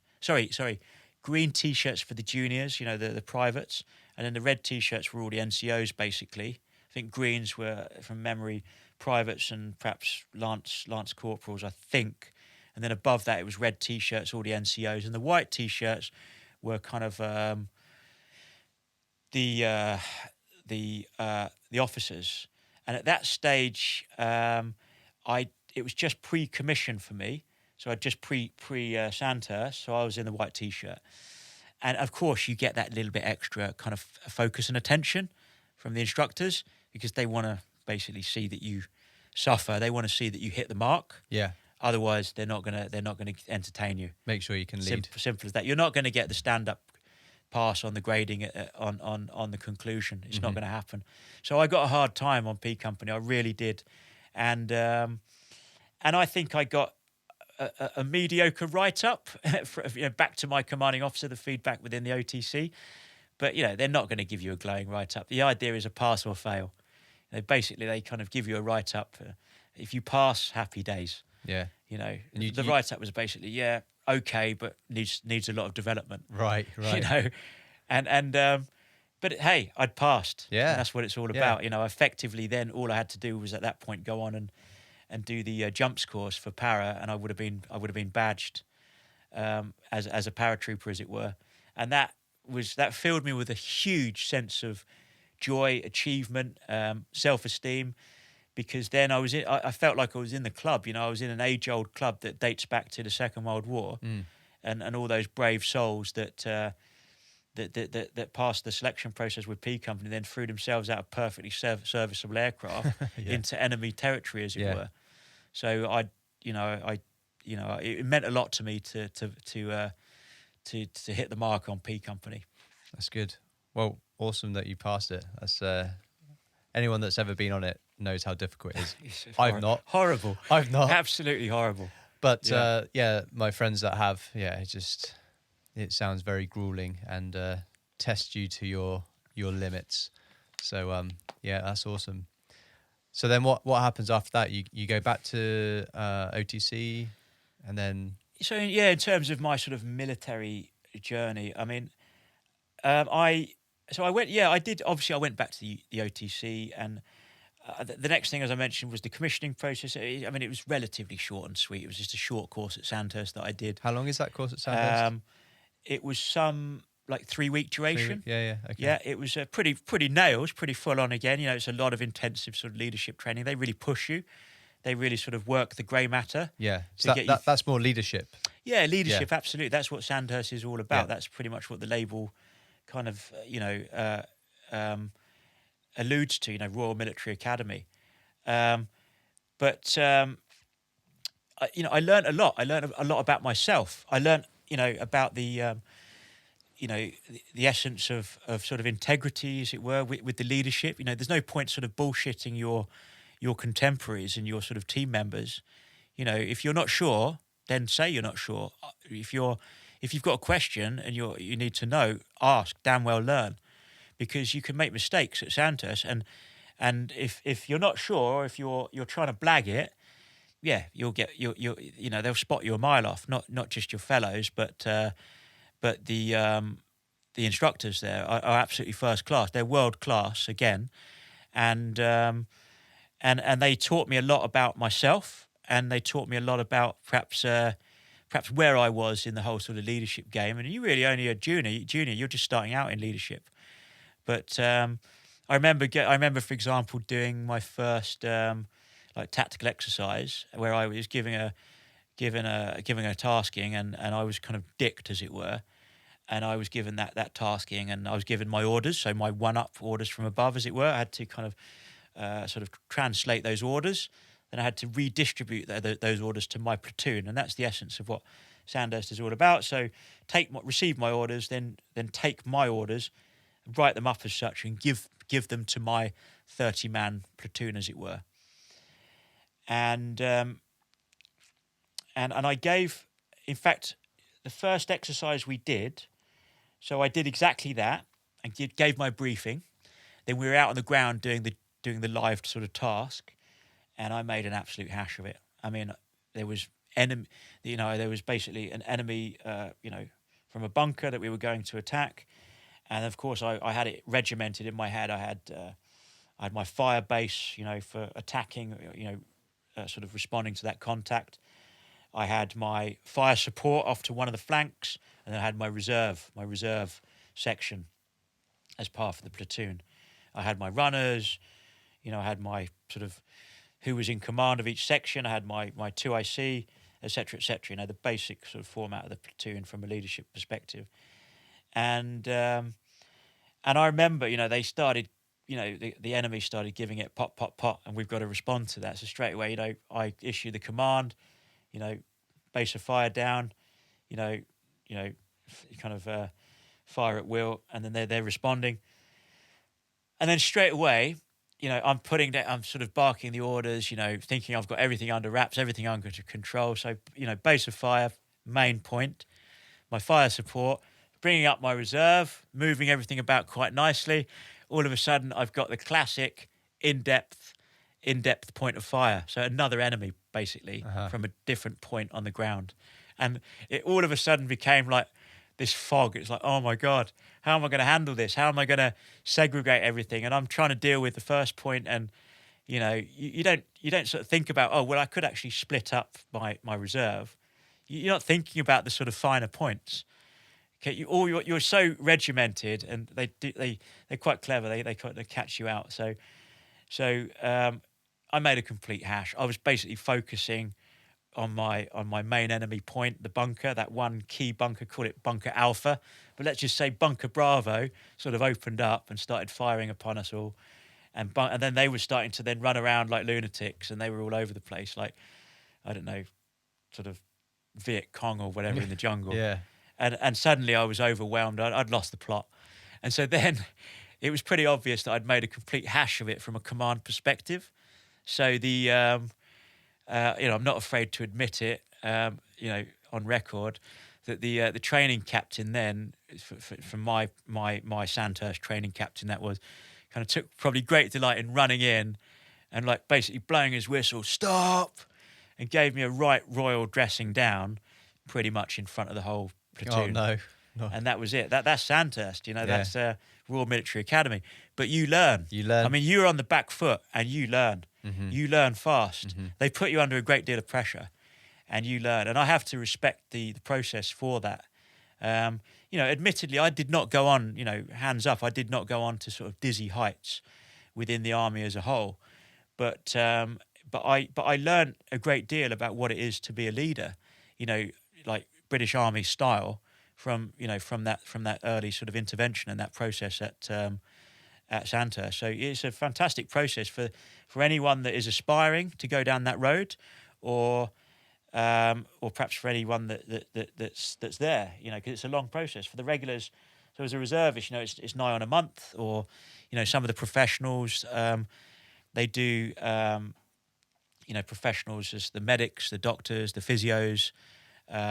Indeed, some of the religious clergy as well, because they have all of that. Yeah. The padres, as it were. So they have the sideline professionals as well within the reserve component too, and indeed regular. And they also, of course, have the regulars, and I think that's about an 11-month or a year-long process virtually. And yeah, so hats off. It's a difficult process, and it definitely shapes up individual characters ready for that next aspect of their career, be it indeed reserve or regular. Yeah. So you get your commission. I did. Yeah, I got the commission. And proud moment. And then that was me sort of in the OTC. There's not an awful lot you can do in the OTC at that stage. So that was kind of more or less the end of an era. There was a bit more kind of giving something back and instructing the sort of the juniors and kind of sharing your experiences and maybe doing a few talks and stuff for the OTC. But yeah, that was pretty much the process for me at that stage. And then what was your next step beyond that? So really it was a case of, okay, the question was, what was I going to do? Was I going to consider a reserve unit, or was I going to consider a regular commission and going on to full-time service? And based on a number of factors at that stage in my life, so I was quite older by this stage. I didn't actually graduate until I was on the nose sort of at 29 years of age. Now, considering a regular commission, that would have been quite old for me. So, and my opportunities would have been somewhat reduced and restricted and limited in terms of where I could go with a career, and perhaps the offerings that would have been on the table. So I chose to take a route as a reservist, and it was something that I was interested to sort of maybe keep my hand in with, and because I had at that stage probably a real interest that had developed, all in all, with all the courses and everything that I'd done, and I felt like I had something to offer the armed forces going forwards. That is. But I did not choose to go regular. I chose to actually go back into UK policing and that kind of line of work. Okay. Yeah. But hold my position as you will, as a reservist, and see where the road could take me with that. So I went back and basically had that conversation with my commanding officer OTC at the time, expressed my intent, and he told me, okay, what was potentially on the table. And I had several conversations. It was all good. And at that stage, I chose to fulfill a different opportunity. So they then basically gave me a recommendation at that point, I guess based on all of the above that I've mentioned, with things like the P Company, the kind of all of the sort of, I guess, the opportunities and perhaps the successes that I'd had through the OTC, including commission. And they pointed me down the road and said, we could recommend you for this process if you want it, to have a think about it. So that was an opportunity to do selection as a reservist for UKSF, or UK Special Forces. So that was actually something that I'd not really considered, in all honesty, by myself. Although, hands up, I'd read a few books, some fantastic books out there that document some of this very comprehensively and very nicely. Like Andy McNabb's written about it since way back, with Bravo 20, and I remember reading other members, other books from, I think it was Chris Ryan and various other members, former members, and aside from all of the bits and pieces that you can learn from reading all of those books, the truth of the matter is you can never really fully understand unless you decide to sign up for the process yourself and walk the walk, as it were. So I was always of the opinion as a character that, for me, life wasn't about, being down the pub sort of talking the talk. I had to, if I had an idea and if I had an ambition, I had to try to fulfill that myself, if indeed I was serious. So the serious nature with myself, with Jamie Hull, was that I was going to really give that a go. The recommendation was coming for UKSF, and the seed was there. And as I say, I'd read a few books, but that doesn't mean anything. It's a case of you have to step up and you have to volunteer for that process, and it was very much a voluntary process. So I then found myself, basically transferring with the unit to join a selection process, and that's exactly what I did. I started a selection process that was about 13 months long. It's like a 2-phase process, and extremely comprehensive, extremely long-winded. I'm not going to say too much about that, but other than I surprised myself. I actually completed the selection process first time around, which wasn't an easy process, and many people don't. Roughly speaking, there's about a 5% probability of success for both reserves and regular. And I did the same test week with everybody else at the end of the first phase, and I got through that. And then I went on to do like a continuation phase with sort of weapons and tactics and so on. And I was fortunate, I dug very deep and I got through it. It was very much, I felt it was a different animal. It was a different sort of process to what I experienced with P Company. Yeah, P another Company level. was by no means easy, but P Company was, I felt, was far more physical and far more to the edge. It really was. Like, for example, if you don't pass P Company, you're probably not going to pass selection. It's probably one of those. But selection with UKSF was a different animal. It was extremely physical, but that wasn't there was to it. There was very much a thinking man's game. So you had to think one step ahead, and you had to be very much looking out for your own welfare and sort of planning ahead and taking good advice from all the instructors and then putting that into good practice. but you're very much, a lot of it's sort of individual solo effort long before you come together as a team. Right. So they look at you very much as a soloist, as an individual, on the kind of classic sort of Hills phase selection. Most people know about that or read about it. And so, yeah, it's very much as an individual, and then they will bring you together after, in my case, about 6 months. And then, yeah, you'll start looking at the team side of it. And then if you cut the mustard in that respect, then, yeah, you're in, you're badged. Fair and enough. So that was the journey that I took. And I fortunately surprised myself, and I got in the door. And I was very lucky. I then went on to serve several years with the squadron with 2-1.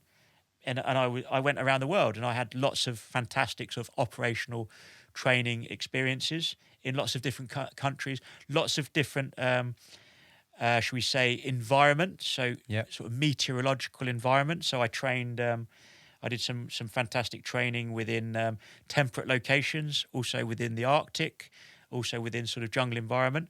And I felt I was extremely privileged.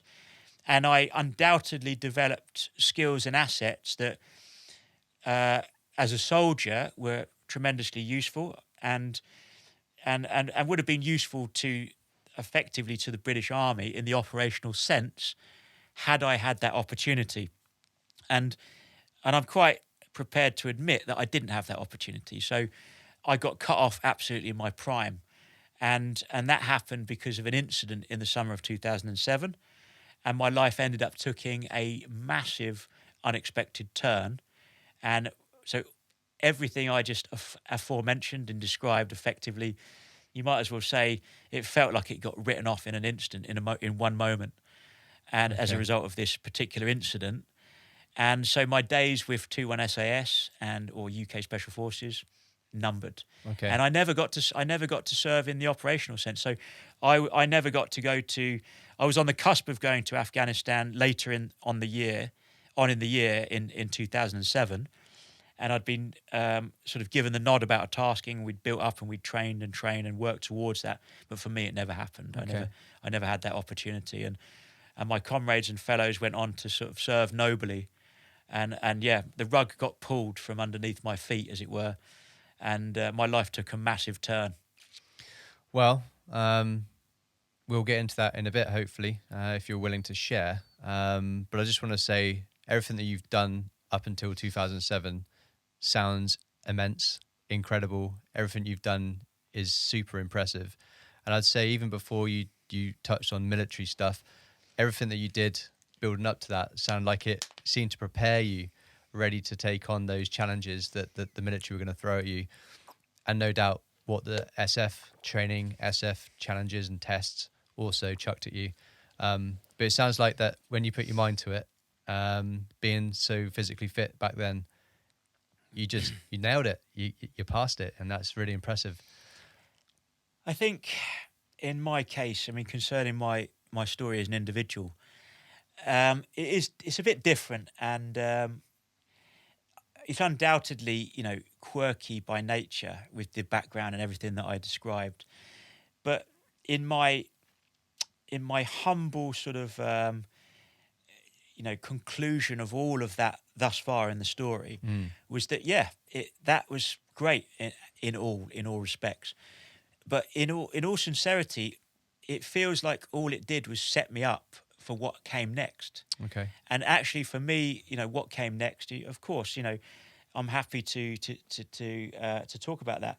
So it's a simple case of I had an alternative ambition outside of the forces. Right. And, bearing in mind, I'd been doing all of this different stuff. So I'd done UK policing, I'd done soldiering at that level, and so on and so forth, and all the other life experiences that I'd had up until that time.